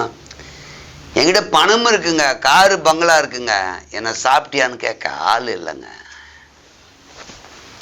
ஹாஸ்பிட்டலில் பணம் கொடுத்தா என்னை பார்த்துக்க ஆள் இருக்கு. அது பணத்துக்காக தாங்க என்னை பார்த்துக்கிறாங்க. என் பக்கத்தில் இருந்து பதறி போய் பார்ப்பதற்கு ஆள் இல்லை. அப்போ அங்கே பணம் இருக்கு, பார்த்துக்க ஆள் இல்லையே. அதே மாதிரி இந்த பக்கம் வாங்க, பணம் இருந்தால் எல்லாமே நடந்திருக்குங்க. என்கிட்ட இல்லை, யாருமே பக்கத்தில் இல்லை. ஸோ பணம் இருந்து ஆள் இல்லைன்ற வருத்தமும் இருக்குது. பணம் இல்லை அதனால என்னை பார்த்துக்க ஆள் இல்லை. ஒருவேளை சாப்பாடு கொடுக்க கூட ஆள் இல்லைங்க, கையில் எதுவும் இல்லைல்ல. அப்போ ரெண்டுமே இருக்குது இந்த சமூகத்தில். பணம் உறவை கொடுக்கறதுன்றதும் இருக்குது, பணம் உறவை கெடுக்கிறது அப்படியும் இருக்குது. ரெண்டுமே இருக்குது, இல்லாமல்லாம் இல்லை. பணம் இருந்தவன்லாம் சந்தோஷமாக இருக்கணும். இந்த உலகத்தில் பணம் சம்பாரிச்சவங்களாம் சந்தோஷம் மட்டுமே சொல்லுவான் இல்லையா? கேட்டால் சந்தோஷமாக இருக்கேன் அப்படின்னு சொல்லலாம் இல்லையா? ஆனால் போய் பணக்காரங்கிட்ட போய் கேளுங்க, எல்லாம் இருக்குது, தூக்கம் வரல. என் பையன் அந்த கண்ட்ரியில் இருக்கான், சாப்பிட்டேன்னு கேட்க ஆள் இல்லை. அவன் ஒரு பக்கம் கோடி கோடியாக சம்பாதிக்கிறான், நான் கோடி கோடியாக வச்சுருக்கேன். ஒரு ஏழை வீட்டில் போனீங்கன்னா அவன் சம்பாதிச்சு அவன் குடும்பத்தை பார்த்துருக்கான்பா, என்னை கவனிக்க ஆள் இல்லை. ஸோ இந்த சமூகத்தில் எல்லாம் ஒரே மாதிரி தாங்க இருக்குது. இரவு பகல், கருப்பு என்றால் வெள்ளை, ஆப்போசிட்டாக ஒன்று ஒன்று இருக்க தான் செய்யுது. இன்னைக்கு கொடுத்துருக்கிற தலைப்பும் அதே தான். பணம் உறவை கொடுக்கிறதா கெடுக்கிறதா அப்படின்னா ரெண்டுமே இருக்குது. அப்போது நம்ம எவ்வளவு தேவை, என்ன தேவை, உறவும் தேவை பணமும் தேவைன்னு மைண்டில் வச்சுக்கிட்டோம்னா பணத்தை நோக்கி யார் பின்னாடியே போக மாட்டேன். பணம் கொடுத்து நான் விலை கொடுத்து வாங்கணும்னு நினைக்க மாட்டேன். அந்த உறவு எனக்கு வேணும்னு நினச்சேன்னா அந்த பணத்தை அவங்கக்கிட்ட இருக்கோ இல்லை என்கிட்ட கொடுத்து விலை கொடுத்து வாங்கணும்னு நினைக்க மாட்டேன். அந்த அன்பு நீடிக்கும். நான் வாழ்கிறதுக்கு தேவையான பணத்தையும் நான் ஈட்டணும். அது என்னுடைய வாழ்வாதாரத்திற்கு, என் குடும்பத்திற்குன்னு நான் சேர்க்கணும். அப்போ இதை சமநிலையாக நீங்கள் எடுத்துக்கிட்டிங்கன்னா பிரச்சனை இல்லை. பணம் மட்டுமே வாழ்க்கைன்னு ஓடினாலும் பிரச்சனை. பணம் என்னையா பணம் அப்படின்னு நினச்சி பணமே சம்பாதினாலும் பிரச்சனை. அதனால் பணம் சரியான அளவில் இருந்து சரியான நண்பர்களையும் உறவையும் சேர்த்து வைத்து கொண்டிருந்தால் பிரச்சனையே இல்லை. இந்த ரெண்டு சமத்தையும் நம்ம பார்க்கறதில்ல. இன்றைக்கி கேட்டால் எல்லாருமே ஒரு நோக்கம், லட்சியம் அப்படின்னா நான் பணம் சம்பாதிக்கணும். எல்லாருமே அதை கொஞ்சம் சிந்திச்சு பார்த்து, ஆரம்பத்திலே சொன்னார், உன் வாழ்க்கைக்கு எவ்வளோ தேவையோ அவ்வளோ சம்பாதி. அவன் நல்லா இருக்கான், இவன் நல்லா இருக்கான், அவ்வளோ வச்சுருக்கான், இவன் இவ்வளோ வச்சுருக்கான், அவ்வளோ வச்சுருக்கான்லங்க, அவ்வளோ வச்சுருக்கான். இது வேறு வம்பாயிட போகுது. அவ்வளவு பணம் வச்சுருக்கான், அவ்வளவு சொத்து வச்சுருக்கான்னு நம்ம ஆசைப்பட்டாதான் சிக்கல். அதனால் சம அளவில் எடுத்துக்கொண்டால் உறவும் இனிக்கும், பணமும் இனிக்கும். சம அளவில்லாமல் ஏதோ ஒன்றின் மீது உங்களுக்கு அதிக ஈடுபாடு கொண்டால் பணமும் உனக்கு எதிரியாகும், உறவும் உனக்கு எதிரியாகும். அதனால் சம அளவில் ரெண்டுத்தையும் எடுத்துக்கிட்டு போனீங்கன்னா உறவும் நீடிக்கும், பணமும் நீடிக்கும், பிரச்சனையே இருக்காது. அதனால் ஒரு சாராரை மட்டும் நினைத்து ஒன்று மட்டும் நினச்சி போகாதீங்க. பணம் உறவை கொடுக்கவும் முடியும், கெடுக்கவும் முடியும். அதனால் அதை நோக்கிய பயணமாக இருந்தால் நம்மளும் நிம்மதியாக இருப்போம், நம்மளை சுற்றி இருக்கிறவனும் நல்லவனாக இருப்பான். ஏன்னா இவர் பணம்லாம் ரொம்ப அவருக்கு தேவை தான் பார்ப்பார்ப்பா, பணம் கொடுத்தலாம் விலை கொடுத்துணும் வாங்கணும்னு நினைக்க மாட்டார் அப்படின்ற ஒரு எண்ணத்தை உருவாச்சுனாவே சுமூகமாக இருப்போம். அதனால் இன்றைய சமூகத்தில் பணம் உறவை கொடுக்கிறது கெடுக்கிறது இரண்டும் செய்கிறது. பணம் இந்த உறவை சேர்க்கிறது பிரிக்கிறது, அதுவும் உண்மை. அதனால் சம அளவில் வச்சுக்கோங்க, நிச்சயமாக வாழ்க்கை மேம்படும். அதை தான் இவங்க மாற்றி மாற்றி பேசுனாங்க. அதே தான் இவங்க சொன்ன கருத்தாக நான் சொல்லியிருக்கேன். அவ்வளோதான். எனக்கு சொந்த புத்தியில் சொல்லலை, இவங்க சொன்னதை வச்சு நான் சொல்லியிருக்கேன். முதல்ல ஒரு பொய் சொல்ல சொன்னாங்க, அது மட்டும் நான் சொல்லிட்டேன். அதுக்கு மன்னிப்பு கேட்டுக்கிறேன். என்ன பொய் அப்படின்னா சிங்கப்பூர்னு சொல்லிட்டேன். சத்தியமாக சிங்கப்பூர் வரலைங்க. சிங்கப்பூர் போகலான்னு பேசணும். சரி சிங்கப்பூராகவே இருக்கட்டும். பின்னாடி பேக்ரவுண்டில் சிங்கப்பூர் பார்த்து நீங்கள் மயங்கிடாதீங்க. இந்த டவருக்கு பேர்லாம் பார்க்குறீங்களா, அது சிங்கப்பூர் கிடையாது, க்ரீன் மேட்டு. சரிங்களா? இது பொய்யாக இருந்தாலும் உங்களை மகிழ்விப்பது மட்டுமே எங்கள் நோக்கம். அதை நல்லபடியாக பண்ணியிருப்போம்னு நினைக்கிறேன். இந்த பட்டிமன்றத்தை இத்துடன் நிறைவு பெற்று அடுத்த பட்டிமன்றத்தில் சந்திப்போம். உங்களுக்கும் பார்க்கின்ற உங்களுக்கும் இந்த சேனலுக்கும் மனமார்ந்த நன்றி. Thank you so much. அன்புள்ளம் கொண்ட அனைவருக்கும் அன்பு கலந்த வணக்கம். அமெரிக்க அதிபருக்கும், ரஷ்ய அதிபருக்கும், வடகொரிய அதிபருக்கும், தென்கொரிய அதிபருக்கும் முதற்கண் வணக்கம். ஏண்டா இங்க இருக்கிறவங்களுக்கு சொல்லாம ஏதோ அதிபர்னா நம்ம பண்பாடு அப்படிதாங்க. முதல்ல எல்லாரையும் வரவேற்றுட்டு அப்புறம் தான் நம்ம வீட்டுக்காரங்களெல்லாம் அரவணைப்போம். முதல்ல வரவங்களை வாங்க சொல்லணும், வீட்டில் இருக்கவனே வாங்கன்னா அதுக்கப்புறம் நம்ம உள்ள வந்துடுவோம். இந்த நிகழ்ச்சியை பார்த்து கொண்டிருப்பவர்களுக்கும், ஏண்டா வந்தேன்னு என்ன பார்த்து கொண்டிருக்கும் இவர்களுக்கும் எனக்குமே நான் முதல்ல வணக்கத்தை தெரிவிச்சுக்கிறேன். இந்த பட்டிமன்றத்தினுடைய தலைப்புக்கு முன்னாடி ஒரு பழமொழி சொல்லிடுறேன். நகமு யஹன்னஹ யொஹமு யஹஹ அப்படின்னு ஒரு வார்த்தை இருக்கு. எந்த மொழியில் எடுக்கப்பட்ட வார்த்தை தெரியுமா? சத்தியமா எனக்கும் தெரியாது. போகும்போது ஒன்று கேட்டேன், நல்லா இருக்கேன்னு பேசி பார்த்தேன். நாக்குல எண்ணெய் தரணும் மாதிரி ஒரு வார்த்தை இருமா. அவங்க கொஞ்சம் பாக்குறாங்க, இதெல்லாம் பட்டிமன்றம் தானா இல்லை இல்லைன்னு. ஓகேம்மா, 2 பக்கம் வேற லேடிஸை உட்கார வச்சிட்டாங்க. நம்ம அவ்வளவு தெளிவா பேசுற ஆள் இல்லை, ஆனா இங்க ஜாம்பவான்க வந்திருக்காங்க. இன்னைக்கு பட்டிமன்றம் என்ன அப்படின்னு கேட்டோம்னா ரொம்ப அருமையான தலைப்பு. மக்கள் தொகை பெருக்கத்துக்கு மிகவும் பெரிய ஐயோ இதுவாமா இல்ல மக்கள் தொகை பெருக்கமா ரைட்டுங்க. இப்போ ஒரு ஃப்ளோல வரம் பாருங்க. தமிழ்நாட்டில் இதுவும் கிடையாதுங்க, கொஞ்சம் குழப்பத்துல இருக்கேன். தலைப்புக்கு வந்துருவேன், எங்கன்னா எழுதி வச்சிருப்பாங்க, எனக்கு பார்த்து சொல்றேன். குடும்பமா சந்தோஷமா இருக்குமா, தனித்தனியா அது கூட கிடையாதுங்க. இல்லறத்தில் குடும்பத்துல கூட்டு குடும்பம் மகிழ்ச்சியா, தனி குடும்பத்தனம் மகிழ்ச்சியா அப்படின்னா இதுக்கு நிறைய உதாரணங்கள், நிறைய விஷயங்கள், எடுத்துக்காட்டுகள் நிறைய சொல்லலாம். நான் சொல்ல மாட்டேன், எனக்கு தெரியாது. நம்ம நடுவில் அதானே உட்காந்தோம், அவங்க சொன்ன பாயிண்ட் எடுத்துட்டு பேச போறோம், அவ்வளவுதானே. அப்படி பார்க்க போனா கூட்டு குடும்பம் தனி கொடுத்தணும் அப்படின்னா பழைய பாடல்கள்லாம் நிறைய கேட்டிருப்பீங்க. ஒன்னா இருக்க கத்துக்கணும், இந்த உண்மைய சொன்னா ஒத்துக்கணும், காக்கா கூட்டத்தை பாருங்க, அதுக்கு கத்து கொடுத்தது யாருங்க? அப்ப கூட்டாதானே இருக்கு சொல்லியிருக்காங்க. அப்படின்னு நான் தீர்ப்பு சொன்னேன்னா தனி கொடுத்த அடிப்பாங்க. அதுக்கு ஏதாவது பாட்டு இருக்கும், நான் எடுக்கல. எடுத்த பாட்டு இவங்களுக்கு ஃபேவர். நீங்க தானே கூட்டு குடும்பம்.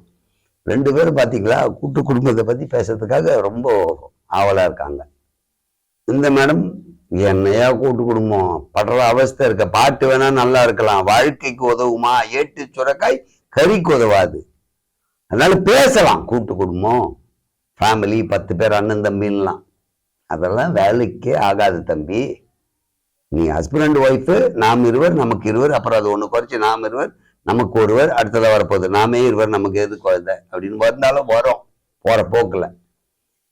இதை பத்தி பேசுறதுக்காக ஒரு 4 ஜாம்பவான்கள் வந்திருக்காங்க. அவங்களுடைய கருத்துக்கள் உங்களுடைய கருத்தோடு ஒன்றி போகும் என்றால் ஓட்டு போடுங்க. வர 26வது எலெக்ஷன் சாரி ஏதோ நிகழ்ச்சி நினைச்சு பேசிட்டாங்க, தப்பா நினைச்சுக்காதீங்க. 54 74 14 13 இந்த அம்மா நம்பர் ஓட்டு போட்டீங்கன்னா, 53 82 12 அவருக்கு போடணும்னா, 70 72 43 இந்த அம்மா நம்பர், 13 31 61 அவர் நம்பர் ஓட்டு போடுங்க. யார் நல்லா பேசினாங்கன்ட்டு. இந்த நம்பர்ல எங்க போடணும்னா எங்கன்னா போடுங்க, போட்டு ஒரு வழி ஆக்குங்க. இன்னைக்கு அருமையான நாள். என்னன்னா நான் வீட்டுல இருந்து திட்டு வாங்காம வந்த நாள், அதனால எனக்கு அருமையான நாள். இந்த நிகழ்ச்சிக்கு அருமையான நாள் அப்படின்னா இவங்க பேசுறத வச்சுதான். கூட்டு குடும்பமா தனி குடுத்தனமா அப்படின்னு கேட்டா, நீங்க தனி குடுத்தனம்னு பேச போறீங்க. எப்படா நீ பேசி முடிப்ப, நான் பேசணும். இவங்க பார்த்த பார்வையே தான். இவனே அவர் பேசிட்டா அப்புறம் அணியில உட்கார நான் என்ன பேசுறது? நீங்க இங்க அவங்க 2 பேர் சொல்றாங்க, அவன் பேசிட்டு போட்டு நம்ம கிளம்பிடலாம். நீங்க காதுல கேக்குது எல்லாம், பேச வைப்போம். நம்மளும் பேச வச்சு பார்ப்போம்ல. முதல்ல தனி குடுத்தனத்துக்கு வருவோம். தனி குடுத்தனத்துக்கு 2 பேர்ல யார் முதல்ல பேச போறீங்க? இங்க என்னன்னா எல்லாருக்குமே கொஞ்சம் உடல்நிலை சரியில்லை, அதனாலதான் உட்காந்து பேசுறாங்கன்னு நினைக்காதீங்க. போடியம் வரல அதுக்காக உட்காந்து பேச போறாங்களே தவிர இவங்க யாரும் சுகர் பேஷண்ட்னு நினைக்காதீங்க. இவங்க ஏதோ முட்டி எந்திரிச்சு நிக்க முடியாதவங்கன்னு நினைக்காதீங்க. இவங்களுக்கு வயசாகி போச்சுன்னு நினைக்காதீங்க. தயவு செஞ்சு அப்படிலாம் நினைக்காதீங்க. இவங்கெல்லாம் விட்டா 100 கிலோமீட்டர் ஸ்பீட்ல ஓடுவாங்க.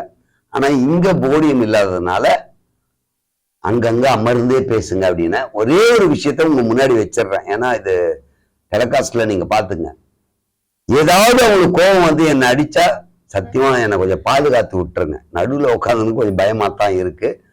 சரி, தனி கொடுத்தனே அப்படின்னு பேசுறதுக்காக இவங்க மதுரை, திருச்சி, சேலம், கோயம்புத்தூர், ஈரோடு, விழுப்புரம், கன்னியாகுமரி, நாமக்கல், திண்டுக்கல் இதுல ஊர்ல இருந்து வந்தாங்களான்னு கேட்போம். எந்த ஊர்மா நீங்க? நான் பற்றாவக்கத்துல, அம்பத்தூர் பற்றாவக்கத்துல இருந்து வந்தேன். பாத்தீங்களா, இவ்வளவு ஊர் சொல்லி 10 பைசாக்கு பிரயோஜனம் இல்லை. அதை முதல்ல கேட்டுக்கலாம், எந்த ஊர்ல இருந்தமா வரீங்கன்னு. பற்றவாக்கம்ன்றது சென்னைக்குள்ளதான் இருக்கு, அங்க இருந்து வந்திருக்காங்க. அவங்கதான் இப்ப பேச போறாங்க. உங்க பேர் என்னம்மா? திருமதி தேவிகா. தேவிகா, திருமதி தேவிகா அவர்கள். உங்க ராசி என்னம்மா? துலாம் ராசி. துலாம் நட்சத்திரமா? விசாக நட்சத்திரம். விசாக நட்சத்திரம் துலாம் ராசியில இந்த ஆண்டு எப்படி இருக்கும் கொஞ்சம் தெளிவா பார்த்து சொல்லுங்க. அவங்க ஜாதகம் கொடுத்துருக்கு. ஐயோ, இது வேற நிகழ்ச்சி இல்ல சாருங்க. வர வர என்ன நிகழ்ச்சி பேசுறதுன்னு தெரிய மாட்டேங்குது. மைக்கு கொடுத்துருவோம். அந்த மைக்க பிடிச்சி பேசினாலும் சரி, ஷர்ட்டில் போட்டுச்சு.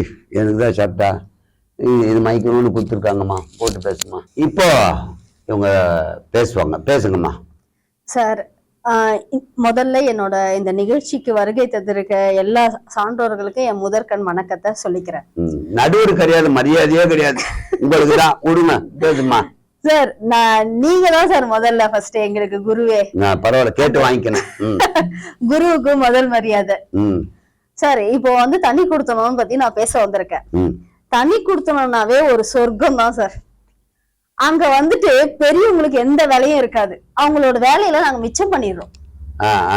இப்போ வீட்டுல பெரியவங்க இருந்தாங்கன்னு வச்சுக்கோங்களேன், என் புள்ள சாப்பிட்டானா, என் புள்ள இது பண்ணானா, நம்மள அங்க கேக்குறதுக்கு ஆள் இருக்காது. இதுவே தனி கொடுத்தனமா இருந்து பாருங்களேன், காலைல எழுந்திருச்சியம்மா நான் டீ போடனா கூட அவர் டீ போட்டு என்ன இருந்து எழுப்புவாரு. இதாங்க நம்ம நிலைமை. சொல்லிட்டாங்க, பாத்துக்கங்க. அவங்க டீ போட்டு நம்மள வந்து எழுப்புவாங்க. இல்ல அவர் லேட்டா வந்தாரோ நம்ம என்ன பண்ணுவோம், டீ போட்டு எழுந்துருங்க, ஆபீஸ் டைம் ஆச்சு. இது வந்து கூட்டு குடும்பத்துல வந்து சாப்பிடலனாலும் கோச்சிப்பாங்க. இங்க அப்படி இல்ல. கணவருக்கு என்ன பிடிக்கும் நம்ம முன்னாடி நைட்டே தெரிஞ்சு வச்சுப்போம். இதுதான்ப்பா உலகத்துல 8வதா இருக்கு. கணவருக்கு என்ன பிடிக்குமோ சமைச்சு தர்றாங்களாப்பா. ஆமா. இப்போ சரி, ஓகே, இதுனா பிடிக்கும். அதே மாதிரி அளவும் கம்மியா இருக்கும், ஈஸியா முடிஞ்சிரும் டைமும். அங்க வந்து அளவு அப்படி இருக்காது. எந்த விலை கம்மியா இருக்கோ காய் அன்னைக்கு அதுதான் சமையலா இருக்கும். கூட்டு குடும்பத்துல மெயினா அது ஒரு விஷயம். இது அப்படி இல்ல, நினைச்சதை சாப்பிட்டுக்கலாம், நினைச்சதை பிடிச்சதை செஞ்சுக்கலாம். அதுவும் ஒரு சிலவங்க இருக்காங்க மாமியார்லாம் என்ன பண்ணுவாங்க, பையனுக்கு எதனா இவ சொல்லி கொடுத்தோம் ஜன்னல்ல நின்னு ஒட்டு கேட்கிற புத்தி நிறைய மாமியாருக்கு இருக்கு. இங்க கூட்டு குடும்பத்துல அப்படிதான். இல்ல தனி குடும்பத்துல உனக்கு நான் இருக்கேன், எனக்கு நீ இருக்க, ஜன்னலே இல்ல. நான் இருக்கேன், எனக்கு நீ இருக்க, ஜன்னல் இல்ல. அப்ப வந்து நம்மளோட பிரைவசி தானே வந்து வெளியில போகாது. அதுவே கூட்டு குடும்பத்துல அப்படி எல்லாம் இருக்க முடியாது. என்ன ஒரு இதுனா, இப்ப வந்துட்டு நம்ம குழந்தைங்களை வந்துட்டு நம்மளோட கண்காணிப்புலயே நம்ம வச்சிருப்போம். பாட்டி இப்ப நம்ம கதை சொல்ல முடியும். இப்ப இன்றைய காலகட்டத்துல பாத்தீங்கன்னா அவங்கள பாக்குறதே பெரிய விஷயமா இருக்கு. ஏன்னா குழந்தைங்களை சரி சரி அந்த ஒரு டிராபேக் தான். அது கூட என்ன பண்றோம், நம்ம எல்லாத்தையும் எடுத்துட்டு போய் டியூஷன்ல ஒப்படைச்சிடறோம். டியூஷன் அவங்க கேர் பண்ணிக்கிறாங்க. நம்ம நைட் ஆனா வந்துட்டு என்ன பண்றோம், அவங்கள வந்து பாத்துக்கிறோம். அதுவே கூட்டு குடும்பம்னா இப்ப வந்துட்டு ஈகோ இருக்கும். மெயினா வர்றது என்ன வரும், ஈகோ வரும். அவன் குழந்தைக்கு நல்ல செட் எடுத்தா நம்ம குழந்தைக்கு கம்மியா செட் இருந்தா பிரச்சனை வரும். பிரச்சனை வந்துச்சுன்னா என்ன பண்ணுவோம், நம்ம குழந்தை ஒரு பிடிக்கும் நம்ம கிட்ட வந்து கோவத்தை காமிப்பாங்க. அதுவே தனி கொடுத்துல அதெல்லாம் ஒண்ணுமே கிடையாது. நம்ம வாங்கி கொடுக்கறதுதான் அவங்க ஒரு ஏதோ ஒரு சாட்டிஸ்பாக்சனால இருக்கும். எங்க அம்மா இதை வாங்கி கொடுத்தா அவன் ஸ்கூல் பிள்ளைங்களுக்கு மட்டும்தான் காமிப்பா. இது வந்து அந்தோட போயிடும். இங்க வந்து ஃபேமிலி ஒருத்தருக்கு ஒருத்தர் டெய்லியும் பாத்துட்டு இருக்கணும். நீ அதை போட்டிருக்கியா, நான் இதை போட்டிருக்கேன், எங்க அப்பா இல்ல வாங்கிக்கிற. அப்ப நம்ம என்ன சொல்லுவோம், ஏண்டா அவனுக்கு வாங்கி கொடுத்திய இவனுக்கு வாங்கி கொடுக்கறதுன்னு செலவுகள் என்ன ஆயிடுது, அதிகமாயிடுது. இப்போ ஆம்பளை வேலை செய்யறது மட்டும் அப்ப இருந்தா போதும். இப்ப ஆம்பளையும் பொம்பளையும் சேர்ந்தாலே சமாளிக்க முடியலையே ஃபேமிலியை. எப்படி கூட்டு குடும்பத்தை சமாளிப்போம்? கரெக்ட். இப்போ ஏதாவது ஒரு சோர்ஸ் ஆஃப் இன்கம் இருந்தா மட்டும்தான் நம்ம வந்து அந்த ஃபேமிலியை ரன் பண்ண முடியும். ஆனா இப்ப கூட்டு குடும்பம் இருந்துச்சுன்னா எல்லாரோட கஷ்டத்தையும் நம்மளும் சேர்ந்து பேர் பண்ண வேண்டியதா இருக்கும். அதுலயும் வந்து பாதி சுயநலக்காரங்களும் இருக்கிறாங்க. சுயநலக்காரங்களும் இருக்காங்க. அப்ப அவங்க என்ன பண்ணுவாங்க, சேஃப்டி பண்ண ஆரம்பிப்பாங்க. நிறைய கூட்டு குடும்பத்துல அப்படித்தானே, தனியா ஒரு சேஃப்டி நடக்கும்.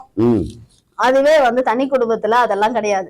ஆனா இப்ப மனைவிமார்கள் என்ன பண்றாங்க, சேஃப்டி. ஏன்னா ஹஸ்பண்ட் ஒரு கஷ்டப்படுற காலகட்டத்துல என்னப்பா சேவிங்ஸ் ஓகே குடுத்துட்டு அது அவர்கிட்ட வாங்கின காசு தானேமா, அவர்கிட்ட வாங்கின காசு. ஏன்னா சேவிங்ஸ் எதுவும் இல்ல, அதே கொஞ்சம் உப்பு மிளகா லேடிஸ் எல்லாம் வேலைக்கு தானே சார் ஆன்லைன் வந்துருச்சு, எல்லாம் வந்துருச்சு, சம்பாதிக்கக்கூடிய திறமையும் வந்துருச்சு. சோ இப்ப வந்துட்டு 2 பேருக்கு ஈக்குவல் ஷேரிங். உனக்கு கஷ்டம்னா நான் எடுத்துப்பேன், எனக்கு கஷ்டம்னா நீ எடுத்துப்ப. இப்ப இதுல வந்து மியூச்சுவலா போயிடுது. ஆனா அதுவே கூட்டு குடும்பத்துல ஹஸ்பண்ட் சம்பாதிச்சாலும் ஒய்ஃப் சம்பாதிச்சாலும் அந்த பெரியவங்க கிட்டதான் எடுத்துட்டு போய் கொடுப்பாங்க. அவங்க என்ன பண்ணுவாங்க, எல்லாரோட காசையும் கலெக்ட் பண்ணிட்டு மியூச்சுவலா கொண்டு போவாங்க. இதுல வந்து உனக்கு வந்து தனி இப்போ அந்த பெரியவங்க இருக்கிற வரைக்கும் தான் அந்த கூட்டு குடும்பம். அந்த பெரியவங்க சப்போஸ் ஏதாவது ஒண்ணு ஆயிட்டா எல்லாரும் என்ன பண்ணுவாங்க, மியூச்சுவலா இருப்பாங்களா? இருக்கிறதுக்கு வாய்ப்பு இருக்குதா? இருக்க மாட்டாங்க.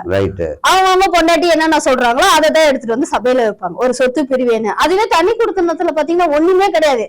என்னைக்காவது ஒரு நாள் நம்ம வந்து சண்டை போட்டா கூட அந்த 4 வருஷத்துக்குள்ள முடிச்சு போயிடும் அந்த சண்டை. உதவாங்கிறது யாருன்னு தெரியாது. ஃபர்ஸ்ட் அதுதான் சொல்ல வந்தேன்.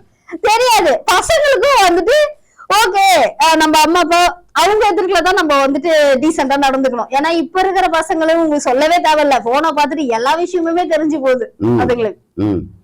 சோ இதுல இருந்து நீங்க என்ன பண்றது பாத்தீங்கன்னா, அந்த கூட்டு குடும்பத்துல வந்துட்டு சந்தோஷம் நிறைஞ்சு இருக்கும். சந்தோஷம் நிறைஞ்சிருக்காது, அது வந்து குறிப்பிட்ட அளவுதான் அந்த சந்தோஷமே.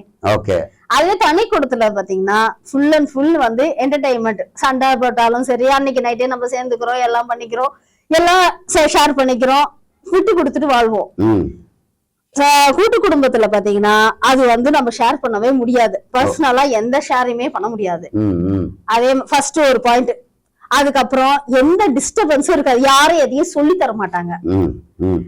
இவங்களுக்கு வந்து இப்ப இவங்க சொல்லி என்ன அம்மா சொல்லுதாங்களே, அவங்க அதே மைண்ட் செட்ல தானே இருப்பாங்க, நம்ம கிட்ட அந்த கோபத்தை காமிப்பாங்க. அதே தண்ணி கொடுத்தனா உனக்கு யாரும் சொல்லி தர்றதுக்கு ஆளும் இருக்காது, நான் சொல்றதா நீ கேட்டாலும், நீ சொல்றத நம்ம கேட்டாகணும். அதுல வந்து ஒரு ஈக்குவலா பேர் ஆயிடும். 2வது விஷயம். 3வது விஷயம் வந்துட்டு சேவிங்ஸ் பண்ணலாம். எப்பயாச்சும் தேவைன்னா நம்ம வந்து கூட போய் ஹெல்ப் பண்ணலாம். அதே கூட்டு குடும்பத்துல யாருக்காவது ஒண்ணுன்னா கூட டக்குன்னு போய் ஹெல்ப் பண்ண முடியாது. தப்பு எல்லாமே அம்மா எடுக்கிறோம், அந்த வீட்டு பெரியவங்க எடுக்கிற டெசிஷனா தான் இருக்கும். இப்ப நீங்க இந்த சொசைட்டில வந்து பாருங்க, எத்தனை முதியோர் இல்லத்துல பெத்தவங்க போய் சந்தோஷமா இருக்காங்க. கூட்டு குடும்பத்துல அந்த சந்தோஷமா இருப்பாங்களா? இல்ல. முதியோர் இல்லத்துல நம்ம பே பண்ணிட்டோம்னா கூட அவங்களுக்கு எல்லா ஃபெசிலிட்டியும் கிடைக்குது. இவங்கள மூலையில போய் ஒரு இடத்துல உட்கார வச்சிடறாங்க, கட்டில் வீட்டுல ஏண்டா கட்டில போட்டு உட்கார வச்சிடறாங்க. உட்கார வச்சுட்டு என்ன பண்ணுவாங்க, சாப்பிட்டியா? கடமைக்குனாலும் அது அவங்க 1008 வேலை இருக்கும். ஆனா அவன் கடமைக்குனாலும் போய் சாப்பிட்டியாமா? சாப்பிட்டேன். ஆனா அவங்க சாப்பிடலன்னா கூட பையன் வந்து கேக்குறான்னு சொல்லுவாங்க, சாப்பிட்டேன்னு தான் சொல்லுவாங்க. அதுவே ஒரு முதியோர் இல்லத்துல திரும்ப அவங்கள்ட்டுனா வேலைக்கு அவங்கள பராமரிச்சு அவங்கள பாத்துக்கிறதுக்கு ஆள் இருக்கு. சோ தனி கொடுத்தலன்னா அந்த முதியோருக்கு வேணா நம்ம கூட இல்லாம இருக்கலாம், ஆனா அவங்களுக்கு எல்லா தேவையும் நம்மளால நேரடியா செய்ய முடியும். நேரடியா இல்ல, ஒரு ஆனா ஒரு பக்குவமா நம்ம பாத்துப்போம். ஆனா அது அந்த கூட்டு குடும்பத்துல அது கிடையாது. நீ எனக்கு என்ன செஞ்ச, அவங்க அதை கேட்பாங்கல்ல, நீ அவனுக்கு தான் அவ்வளவு செஞ்ச, எனக்கு இவ்வளவு செய்யவே இல்லையே அப்படின்னு சொல்லுவாங்க. அப்ப முதியோர் இடத்துல யார் போய் சேர்த்து விடுவா? முதியோர் இடத்துல இப்ப முதியோர் இதுல வந்துட்டு ஒரு பெத்தவங்க என்ன பண்ணுவா, ஃபுல்லா வந்து என்ன பண்ணுவா, யாரோ ஃபேமிலியோ டிசிஷன் பண்ணி சேர்த்து 4 பசங்க இருக்காங்கன்னு வச்சுக்கோங்களேன், 4 பேரும் சேர்ந்து ஒரு முடிவு எடுக்கிறாங்க, ஏன்பா எல்லாருக்கும் வேலை இருக்குப்பா, யாரும் பாத்துக்க முடியாது வீட்டுல ஒரு எதனா ஒண்ணு, அதனால நம்ம வந்து சேர்த்துடலாம்னு சொல்லிட்டு சேர்த்து விடுறாங்கன்னு வச்சுக்கோங்க.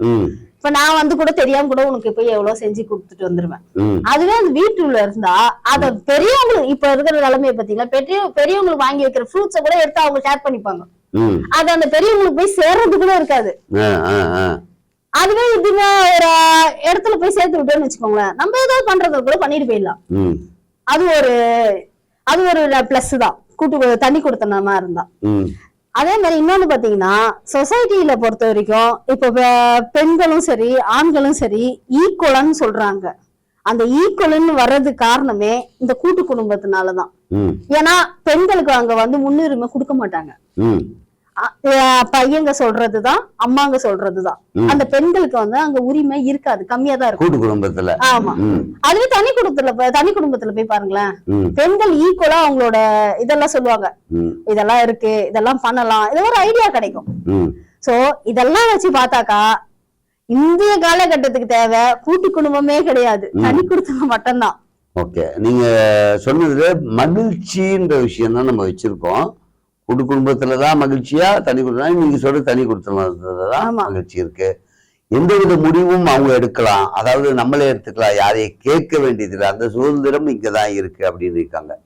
செலவு என்ன வருதோ அதுக்கு ஏற்ற மாதிரி குறைச்சி போலியாக வாழ வேண்டியதில்லை அப்படின்றாங்க. ஏன் போலியா வாழறதுன்னா, என் வீட்டு இது இருக்கு, இதை வச்சு நான் அட்ஜஸ்ட் பண்ணிப்பேன், 4 பேரோடு இருக்கும்போது நான் அது வேணும்னா நானும் இது செஞ்சாக்கணுமே, அப்படி நிர்பந்தத்துக்குள் தள்ளப்படுகிறேன் அப்படின்னு பல கருத்துக்களை எடுத்து வச்சிருக்காங்க. இப்போ இவங்க சொல்றதெல்லாம் கரெக்ட் அப்படின்னா இவங்களை பேச வேணா நான் எழுப்பி அனுப்பிச்சிடணும், அப்படி அனுப்ப முடியாது. ஏன்னா இவங்களும் பல கருத்து வச்சிருப்பாங்கல்ல. இல்லை கூட்டு குடும்பம் தான் சிறந்தது, அவங்க சொன்னதெல்லாம் ஏதோ பெனாத்துறாங்க, என்னமோ வளர்றாங்க அப்படின்னு நான் சொல்லலை, இவங்க மைண்ட்ல நினைக்கிறாங்க. அவங்க நினைச்சாலும் அந்த நினைப்பு எப்படிமா சொல்றீங்க நம்ம கேட்கணும்ல, அதனால இங்கேயும் கேட்டுருவோம். இப்போ கூட்டு குடும்பம் தான் சிறந்தது அப்படின்னு பேசுறதுக்காக இந்தியா, இலங்கை, மலேசியா, சிங்கப்பூர் பேராதரவு பெற்ற அது ஏதோ பல்பொடி விளம்பரம், சரி விடுங்க. நீங்க எந்த ஊருங்க? திருக்கோயிலூர் சார். திருக்கோயிலூர். உங்க பேரு? சீதாலட்சுமி. ஐயப்பன். ஐயப்பன். ஓகே. இவங்க கூட்டு குடும்பம் தான் சிறந்தது அப்படின்னு பேசுறதுக்காக வந்திருக்காங்க. என்னன்னு கேட்போம். சொல்லுங்கம்மா. ஆண்டோர்களுக்கும் சான்றோர்களுக்கும் நடுவர் அனைவருக்கும் வணக்கம். நடுவர் அனைவருக்குமா? எத்தனை பேர்? நான் மட்டும் தானே? ஓகே, யாரோ இருக்காங்க போல இருக்கு. அதாவது அந்த அம்மா சொன்னாங்க, தனி குடுத்தனம் தான் சிறந்தது, மகிழ்ச்சி தருது அப்படின்னு சொன்னாங்க. நீங்க எங்கேயும் போக தேவையில்லைங்க. ஒரு பொண்ணு கல்யாணம் பண்ணி போற இடத்துல இருந்து அவ கடைசி வரைக்கும் காலகட்டத்திலயும் கூட்டு குடும்பத்துல தான் மிக சந்தோஷமா இருக்க முடியுங்கய்யா. ஏன்னா முதல்ல இந்த பொண்ணு பார்க்க வரும்போதே உங்களுக்கு ஞாபகம் வரும், நீங்க பொண்ணு பார்க்க போனது வரும்போது என்ன பண்ணுவாங்க, அவங்க சித்தப்பா, பெரியப்பா, சித்தி அதெல்லாம் கும்பலாதான் வருவாங்க. ஒருத்தர் மட்டும் பார்க்க மாட்டாங்க, எல்லாரும் பார்த்து கருத்து சொல்லுவாங்க. அந்த குடும்பம் எங்க போச்சு, அந்த கணவன் மனைவி இப்ப எப்படி இருக்காங்க அப்படின்னு பாருங்க.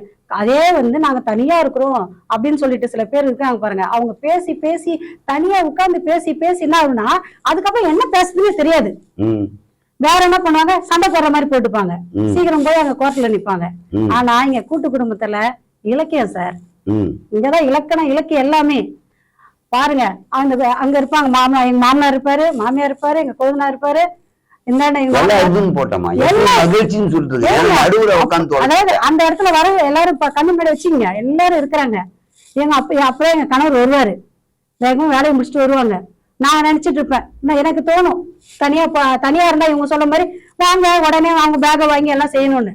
இப்ப எங்க வீட்டுல வந்தா என்ன சொல்லுவாரு, அப்படின்னு ஒரு சிக்னல், அப்படி ஒரு கண்ணு வாமா அப்படின்னு, அது எனக்கு புரிஞ்சிடும். அங்க இலக்கியம் வருதா இல்லையா? இது மாதிரி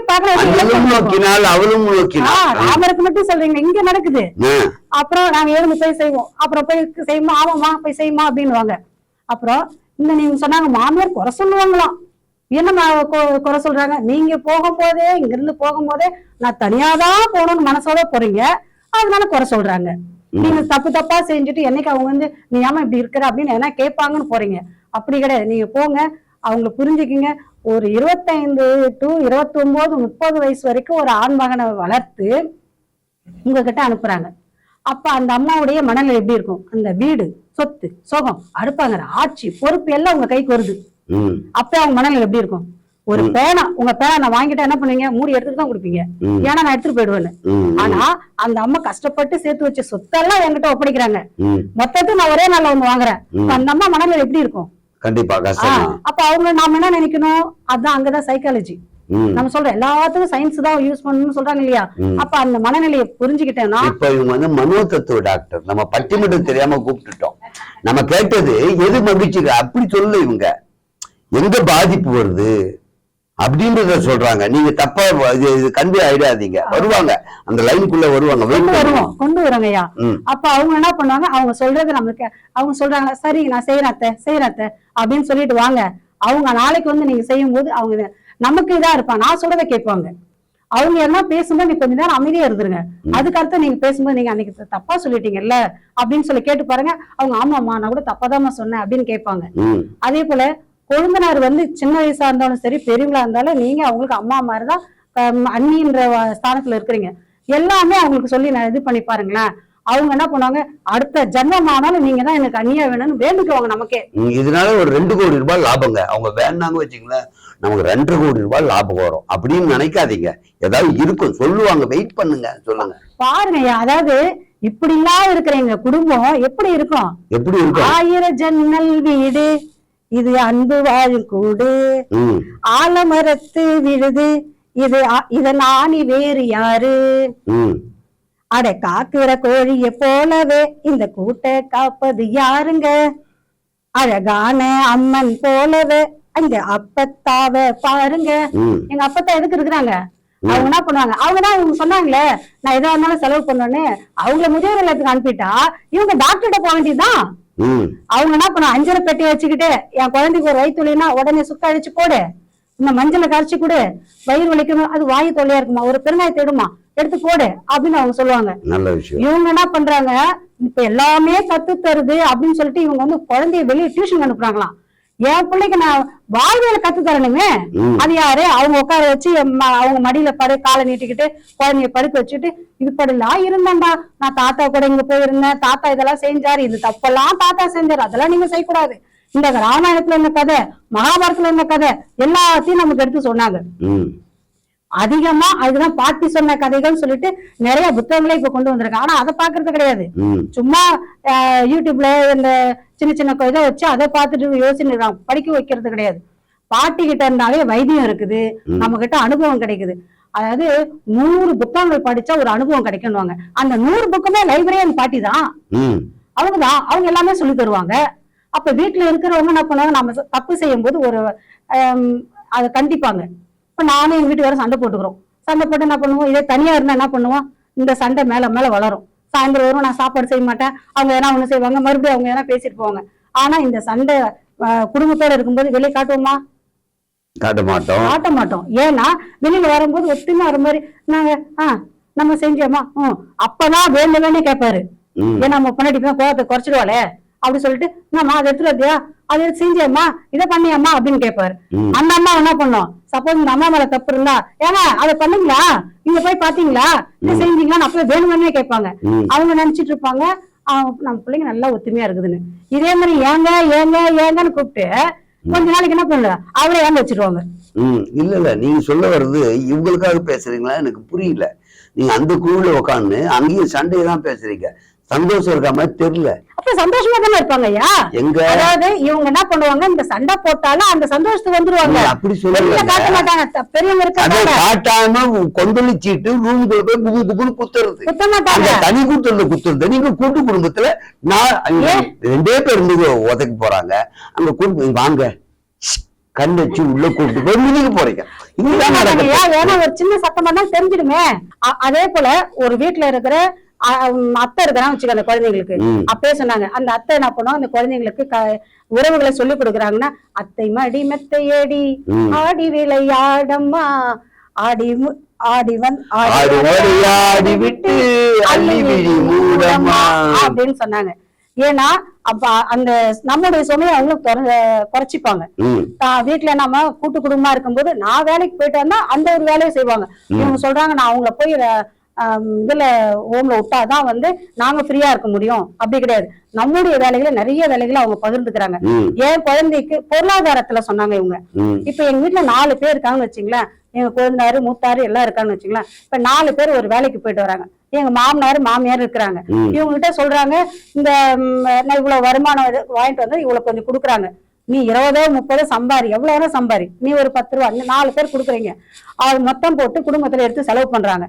அப்ப மொத்தமா ஒரு இன்னும் நடக்குதுங்கய்யா, நடக்குது. அந்த குடும்பத்தை நினைச்சு பாருங்க, யாரும் கிட்ட வர முடியாது. அந்த குடும்பத்தை கிட்ட நீங்க யார வெளியில இருக்கோ யாருன்னா அவங்க கிட்டே எப்பா அவங்க கிட்ட சொன்னா அவங்க வீட்டுல போய் சொல்லுவாம்பா அப்படின்னு கிட்ட வர மாட்டாங்க.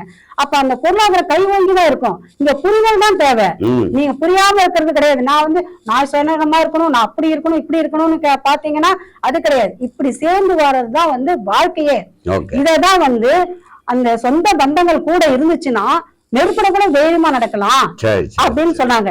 இப்ப அந்த காலத்துல ஔவையார் சொல்லியிருக்காங்க, தாயோடு அரிசி வைப்போம், தந்தையோடு கல்விப்போம், சேயோடு தான் பெற்ற செல்வம் போம், மாய வாழ்வு உற்றாரிடம் போம், உடன்பிறப்பால் தோல் வலிப்போம். அதாவது பக்க பலமா இருக்க வலிமை, பொற்சாலியோடு எல்லாவும் போம் அப்படின்னு சொல்றாங்க. என்னன்னா உனக்கு தாய் இல்லை அப்படின்னா உங்ககிட்ட பாசம் போயிடும், தந்தை இல்லைன்னா உனக்கு கல்வி போயிடும், உன்னோட உற்றார் உறவினர் இல்லைன்னா உன்னுடைய மாயமா வாழ்க்கை நம்முடைய வாழ்க்கை என்னது, நம்ம வாழற ஒரு தடவை தான்.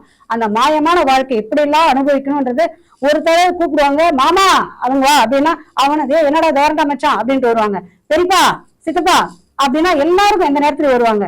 ஒரு சின்ன சின்ன எந்த இடத்துலயும் பிரச்சனை இருக்காது. அவங்க சொன்ன மாதிரி தனி குடும்பத்துல பிரச்சனை பண்றாங்கதான், கூட்டு குடும்பத்துல அந்த பிரச்சனை நீடிக்காது. அப்படியே சின்ன பிரச்சனைகள் இருந்தாலும் இவ்வளவு பேர் சப்போர்ட்டுக்கு வருவாங்க அவங்களுக்கு. அப்ப எல்லா உறவினரும் கூட இருக்கும் போது அந்த உறவினரே உனக்கு இல்லைன்னு வச்சுங்களேன், அந்த மாய வாழ்க்கையே போயிடும். சகோதரர்கள் அந்த உறவினரே வேணாம்னு சொல்லமா, உறவுக்கார கல்யாணத்துக்கு எல்லாம் போவாங்கல்ல, அதெல்லாம் போறாங்க. சகோதரர்கள் அந்த கூட்டு குடும்பத்தை பத்தி அதான் சொல்றாங்க. உறவினர்ன்றது வேற. என்னுடைய தம்பி என்று என்னுடைய உறவினர்ல என்னுடைய சகோதரன், ரத்த பந்தம். நீங்க சொல்றது உறவினர் எல்லாருமே போவோம். சித்தப்பா வீட்டு கல்யாணத்துக்கு போவோம், பெரியப்பா வீடு, இவங்களும் போகாம இல்ல. தனி குத்துறதால நாங்க எவன் வீட்டுக்கு வரமாட்டேன்லாம் இவங்க சொல்லலையா, அதுக்கு சொல்லல அவங்க. நீங்க பேசுங்க. சகோதரர்கள் இல்லைன்னா மன வலிமை போயிடும் உனக்கு. என்ன சொல்லுவாங்க, தம்பியுடைய படைக்கஞ்சான்னு சொன்னாங்க. தம்பிய ஒரு சகோதரன் இல்லைன்னா வலிமை போயிடும். இது எல்லாமே விட நீ கட்டின பொன் தாலி கட்டின பாருங்க, அந்த மனைவி இல்லைன்னா எல்லாமே போயிடும். அது இல்லைன்னா எல்லாம் போயிடும். அவங்களும் ஒத்துக்குறாங்க. ஏன்னா வீட்டுல 2 பேர் தான் இருக்கிறாங்க. அதுல எந்த மாற்று கருத்தும் அவங்களுக்கு இருக்கிறதா எனக்கு தெரியல. அப்ப என்ன சொல்றாங்க, இது அவையார் அந்த மாதிரி சொல்லியிருக்காங்க. அப்ப உங்களுக்கு தேவை, நம்ம கூட்டு குடும்பத்துல இருக்கும் போது அனுசரிச்சு பக்குவமா மனப்பக்குவப்பட்டு ஒருத்தர் புரிஞ்சுக்கிட்டு இருந்தா பொருளாதார பிரச்சனை வராது. நம்ம இந்த பிள்ளைங்களை வெளியில அனுப்புற வேண்டிய பிரச்சனை வராது. கணவன் மனைவிக்குள்ள சண்டை அதிகமாயிட்டு கோர்ட் வரைக்கும் போற பிரச்சனை வராது. குழந்தைங்களுக்கு நிறைய அனுபவங்களை சொல்லி கொடுக்கலாம். என்னைக்கு நீங்க உறவோட இப்படி இருக்கிறீங்களோ அந்த குழந்தைங்க நாளைக்கு உன்ன இதுல போய் முதியோர் இல்லத்துல சேர்க்கவே சேர்க்காது. ஏன்னா அதுக்கு உறவு தெரியும். எங்க தாத்தா, எங்க பாட்டி, என்னுடைய மாமா, எங்களுக்கு தேவை அப்படின்னு சொல்லிட்டு அவங்க கூட சேர்ந்து இருப்பாங்களே தவிர அவங்கள தனியா போய் தனியா விட மாட்டாங்க. இப்ப இதெல்லாம் எங்க நமக்கு கிடைக்குது? கூட்டு குடும்பத்துலதான் அந்த சந்தோஷம் கிடைக்கும். வெளியில இடத்துல நீங்க போனீங்கன்னா அந்த சந்தோஷம் கிடைக்காது. அதனால இந்த காலம் கிடையாது, பழைய காலம் கிடையாது, வரும் காலத்துல கூட கூட்டு குடும்பம் தான் வரும். இப்ப காலம் பாருங்களேன், இப்ப தனியா இருந்து இது மாதிரி மாறதால பழைய முறைக்கு கூட்டு குடும்பத்துக்கே வரும் அப்படின்ற ஒரு நம்பிக்கை இருக்குது. ஏன்னா எப்ப பழமையா நம்ம சாப்பிட்ட பொருள் எல்லாம் நம்ம மறந்துட்டு இப்ப புதுசா ஃபாஸ்ட் ஃபுட்டுக்கு போய் எல்லாம் ஃபாஸ்டா போயிட்டு இருக்காங்க பாருங்க. இப்ப மறுபடியும் பாரம்பரிய உணவுக்கு வராங்க பாருங்க. அதே மாதிரி நம்ம கூட்டு வாழ்க்கைக்கும் வராங்க, கூட்டு குடும்ப வாழ்க்கைக்கும் திரும்பி எல்லாருமே வருவாங்கன்ற ஒரு நம்பிக்கை இன்னும் இருக்கு. அது ஆணித்தரமா நான் பதிவு பண்றேன். ஓகே, நன்றிங்க. ரொம்ப பெரிய கருத்துக்கள் எல்லாம் எடுத்து சொன்னாங்க. ஒரு கூட்டு குடும்பத்துல இருக்கும்போது பாசங்கள், மருத்துவங்கள் எல்லாம் சொல்லுவாங்க. பாட்டி வைத்தியம் இன்று வரை மறக்க முடியாது நம்மளால. வாழ்க்கையில பெரிய பெரிய ஹாஸ்பிட்டல் போய் நீ ஆப்ரேஷன் பண்ணி சரி பண்றதெல்லாம் அந்த 5.5 பெட்டிக்குள்ள இருக்கு. அந்த மகத்துவத்தை சொல்லக்கூடிய பெற்றோர்களும் நம்முடைய முன்னோர்களும், அதாவது மூதாதையர்கள் இருந்து நம்மை தீர்த்து வைப்பாங்க அப்படின்ற ஒரு பெரிய கருத்தை சொன்னாங்க. அது மறுக்கவே முடியாது, உண்மை. என்னுடைய உறவு யார் அப்படின்னு கேட்டீங்கன்னா, என்னுடைய உறவு அப்படின்றது என் குழந்தைக்கு தெரியணும்ல முதல்ல. அதுவே தெரியறது இல்லை இப்பெல்லாம். தனி குத்திரம் போன அப்புறம் எங்க அண்ணன் கதவு தட்டு போனாரா, யாரோ ஒரு அங்கிள் வந்திருக்காருன்றாங்க. அந்த லெவலுக்கு போயிட்டு இருக்கு. ஸோ யார் உறவு, என்ன உறவு அப்படிலான்றத குறைஞ்சிட்டு வருதுன்னு உண்மை. ஆனா அதை தெளிவா ஒத்துக்கிட்டாங்க. குறைஞ்சிட்டு தான் வருது, நாளடைவில் வரலாம் அப்படின்றதும் சொல்லியிருக்காங்க. ஆனா எனக்கு ஒரு டவுட் இவங்க சொல்லும் போது, ஒரு வீட்டுல வாஷிங் மிஷின் ஒண்ணுதான் இருக்கா அப்படின்னா அப்படி இல்லை. 3 பசங்க தான் 3 வாஷிங் மிஷின் இருக்கு. கொடுமையா இருக்குங்க இது. கூட்டு குடும்பம்ன்ற பேர்ல 3 சமையல் கட்டு இருக்கு. 3 வாஷிங் மிஷின், 3 சமையல் கட்டு, எல்லாம் 3. அப்புறம் என்ன கூட்டு குடும்பம்? சமையல் கட்டு கூட 3ஆ மாறிவிட்ட இந்த காலத்துல கூட்டு குடும்பம் என்பது மகிழ்ச்சியா அப்படின்னு கேட்டா, இல்ல சார், அதெல்லாம் மகிழ்ச்சியே கிடையாது. பேருக்கு தான் ஒரே வீட்டுல இருக்காங்க, எல்லாம் தனி தான். அதனால தனியாவே இருந்துட்டு போலாம் அப்படின்னு சொல்றதுக்காக அருமை நண்பர் ஆஸ்திரேலியா ஃபிளைட்ல காலைல 8:30 மணிக்கு வந்தார். ஏர்போர்ட்லயே குளிச்சுட்டு அப்படியே சென்ட் போட்டு வந்தார். செம்மையா வாசனைங்க, உள்ள உட்கார முடியல. என்ன சென்ட் கரும்பத்தை அடிச்சாச்சு, என்ன சென்ட் அடிச்சாரோ தெரியல. இவங்க வந்த உடனே இவங்க எல்லாரும் இப்படி மூக்க முடியிருந்தாங்க. என்னென்ன போட்டு வந்தாரோ தெரியல. அப்புறம் கேட்டேன். அவர் சொன்னார், ஃபாரின் இதுங்க இதுனார். ஃபாரின் இருந்து சரக்கு தானுங்க எடுத்துட்டு வரோம், நீங்க நாங்க சென்ட் எடுத்துன்னு வந்தீங்கன்னு கேட்டேன். அப்பெல்லாம் அவர் ஒரு உண்மையை சொன்னார். என் பக்கத்து சீட்டில் உட்காந்து அவங்க போட்டு சென்ட் வாசனையும் எனக்கு இவ்வளோ வந்து நான் போட்டுன்னு வரல என்ன. ஆனால் உங்கள் பேர் என்னென்ன? கோபிநாத் சார். நல்லா இருக்குங்க. இந்த சார்ன்ற பேர் அவங்க அப்பா சேர்த்து வச்சிருப்பாரு. எல்லாம் கூடும் போதே கோபிநாத் சார் கோபிநாத் சார் அப்படின்னும் போது இந்த சாருன்றது சேர்த்து வச்சிருப்பாரு. அவங்க அப்பாவுக்கு பெரிய மனசு. கோபிநாத் சார் எந்த ஊர் சார் நீங்க? சொந்த ஊர் சார்? சொந்தமா வாங்கியிருக்காரு மதுரைக்கு. எவனால ஊர் வாங்க முடியுமா? அவர் வாங்கி வச்சிருக்காரு. மதுரை சொந்த ஊர். நமக்கு பஸ் இருக்கும், கார் இருக்கும், வீடு இருக்கும். சொந்த ஊரே இருக்குமா யாருன்னா? இருக்கு ஐயாவுக்கு. கோபிநாத் சாருக்கு மதுரைன்ற சொந்த ஊர் இருக்கு. யாருன்னா போனீங்கன்னா அவருடைய ஊருன்னு ஞாபகம் வச்சுக்கோங்க. சரிங்களா? இதெல்லாம் இருக்கட்டும். தனி குடுத்தனமே அப்படின்னு மகிழ்ச்சி, சாரி தனி குடுத்தனமே பிரிச்சு வச்சிடாதீங்க. அவங்க பேசுவாங்க தனி குடுத்தனம்தான் மகிழ்ச்சியை தரும். இவங்களுக்கு வலு சேர்க்க அவங்க வந்திருக்காங்க. இவங்களே வலுவாதான் இருக்காங்க. இதுக்கு வலு சேர்க்க ஒருத்தர். தனி குடுத்தனம் மகிழ்ச்சியை தருது அப்படின்னு சொல்லிட்டு பேசுறதுக்காக கோபிநாத் சார் வந்திருக்காரு. அவர் பேசுவார். பேசுங்கய்யா. எல்லோருக்கும் வணக்கம். இந்த நிகழ்ச்சியில் பங்கு பெறுவதற்கு எனக்கு வாய்ப்பளித்த நடுவர் ஐயாவுக்கு என் வணக்கத்தை தெரிவித்துக் கொண்டு, இன்றைக்கு நான் தனி குடும்பம்தான் சிறந்தது என்பதை பற்றி நான் பேச வந்துள்ளேன். சார், எனக்கு முன்னாடி என்னுடைய சகோதரிகள் பேசினாங்க கூட்டு குடும்பம் தான் சிறந்ததுன்னு. ஆனா என்ன பொறுத்த வரைக்கும் நான் சொல்றேன் சார், தனி குடும்பம் தான் என்னைக்குமே சிறந்தது. அது ஒண்ணும் புரிஞ்சுட்டாருமா அவரு. அவரை பொறுத்த வரைக்கும் சொல்லிருக்காரு, சமுதாயத்துக்கு சொல்லல. அவரை பொறுத்த வரைக்கும் டென்ஷன் ஆகாதீங்க. ஓகேண்ணா, நீங்க பேசுங்க சார். பாத்தீங்கன்னா கூட்டு குடும்பம்னு எடுத்துக்கிட்டாலே கூட்டு குடும்பத்துல பொறுத்த வரைக்கும் என்னைக்குமே செலவு தான் நம்மளை பொறுத்த வரைக்கும். இதே தனி குடும்பத்துல நம்மளுக்கு வரவு. சரிங்களா? இப்ப பாத்தீங்கன்னா சார், தனி குடும்பத்துல இருந்தா இப்ப நான், என் மனைவி, என் குழந்தைங்க இருக்கிறோம்.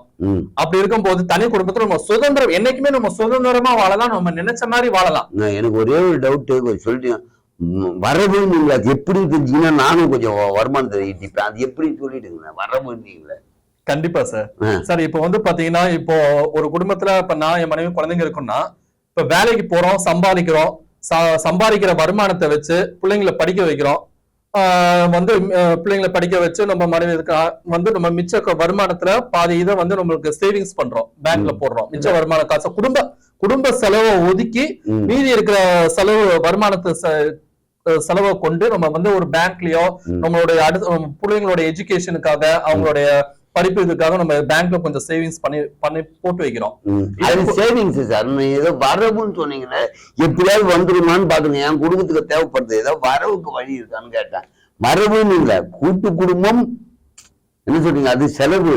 தனி குடும்பம் வரவு. நீங்க அது ஏதோ இன்கமுக்கு வழி சொன்னீங்க, அது என்னன்னு சொன்னா நல்லா இருக்கும்னு பார்த்தேன் சார். கண்டிப்பா சார். அதாவது பாத்தீங்கன்னா, இப்போ நம்ம நிறைய ஒரு லோனோ எல்லாமே நம்ம ஒரு இன்கமிங் நம்மளுக்கு வந்துட்டே இருக்கும். அப்படியா? உங்களுக்கு தரமாட்டாங்கம்மா, கூட்டு குடும்பத்துக்கு தரது இல்ல. பேங்க்ல சொல்லிட்டாங்க உங்களுக்கு எல்லாம் லோனே தர மாட்டாங்க. அவங்களுக்கு தான் தண்ணி கொடுத்துருந்தா மட்டும் தான் லோன்.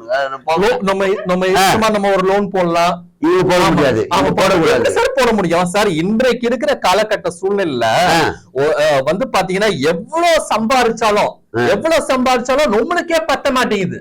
அப்படிதான் இன்னைக்கு இருக்கிற காலகட்ட சூழ்நிலை போயிட்டு இருக்கு. உங்களுக்கு பத்துது இல்லையா? அவங்களுக்கு தான் பத்த மாட்டேங்குது. இல்ல தனி குடும்பத்துக்கு பத்துதுப்பா அவர் சொல்றது. இவங்களுக்கு தான் பத்தல. என்னமா உங்களுக்கு தான் பத்தலையா? சொல்லுங்கண்ணா. விஷயம் பதிவு பண்ணீங்கன்னா தனி குடும்பத்துல தாங்க காலிங் பெல் அடிக்கிறான். கூட்டு குடும்பத்துல காலிங் பெல் வச்சிருக்கானா? சாப்பிடுற கூட்டு குடும்பத்துல காலிங் பெல்லே வராது. நீங்க நல்லா யோசித்து பாருங்க. ஏன் அந்த ஊர்ல சித்தப்பா, பெரியப்பா, மாமா எல்லாம் இருக்காங்க, பெல் அடிக்கூடாதுன்னுவான். தனி குடும்பத்துல மட்டும் பெல் அடிப்பான். நீங்க போங்கண்ணா. கண்டிப்பா சார். சார் என்னைக்கோ ஒரு நாளைக்கு ஞாயிற்றுக்கிழமை ஒரு வாய்க்கு என்னைக்கோ நம்ம எல்லாரும் ஒன்னா இருக்கோம். லீவ் அன்னைக்கு நாள் தான் நம்மளுக்கு லீவு கிடைக்கும். எல்லாம் ஒன்னா இருக்குமா? ஏங்க நீங்க இதுக்கு 2 பேர் இது இந்த குடும்பத்துக்கு பேசுற இல்லைங்க. எனக்கே இப்ப குழப்பமா இருக்கு. நீங்க எந்த அன்னைக்கு பேசுறீங்க? எல்லாரும் ஒன்னா இருக்குமா? எப்பா சரி, ஏதோ ஒரு நாட்டுக்கு இல்ல சார். கூட்டு குடும்பத்துல ஒரு உதாரணத்துக்கு சொல்ல வரேன். தனி குடும்பம் தான் நம்ம நிம்மதியா நம்மளுக்கு வேண்டியதை நம்ம சமைச்சு நம்ம நிம்மதியா உட்காந்து சாப்பிடலாம். கூட்டு குடும்பத்துல அப்படி பண்ண முடியாது. நிம்மதியா சாப்பிடணுங்க, உட்காந்தே சாப்பிடக்கூடாது. தனி குடும்பத்துல தனியா உட்காந்து சாப்பிடுவோம் சார். இந்த நிம்மதி உங்களுக்கு கிடையாது. நீங்க நின்று டைனிங் ஹால்ல நின்று சாப்பிடுங்க. நிச்சயமா சார். அது கண்டிப்பா கூட்டு குடும்பத்துல எதிர்பார்க்கவே முடியாது. ஏன்னா அப்படியே நம்ம சமைச்சு வச்சு பண்ணாலும் அந்த நேரம் பார்த்து எவனாவது ஒருத்தர் வருவான், சொந்தக்காரன் வருவான், இல்ல நம்மளுக்கு தெரிஞ்ச வருவான், இல்ல கடன்காரன் கூட வந்து நிப்பான். காசை குடியா, வாங்கி இத்தனை நாள் ஆகுது, எங்க போச்சு, வட்டி முதல்ல எடுத்து வைப்பான். அட என்ன அவருக்கு பணம் கொடுத்தா கொடுத்தனா கம்மு வாய் முன் போயிடணும். கடைக்கார வட்டி குத்துக்குள்ள அப்படியே போயிடு.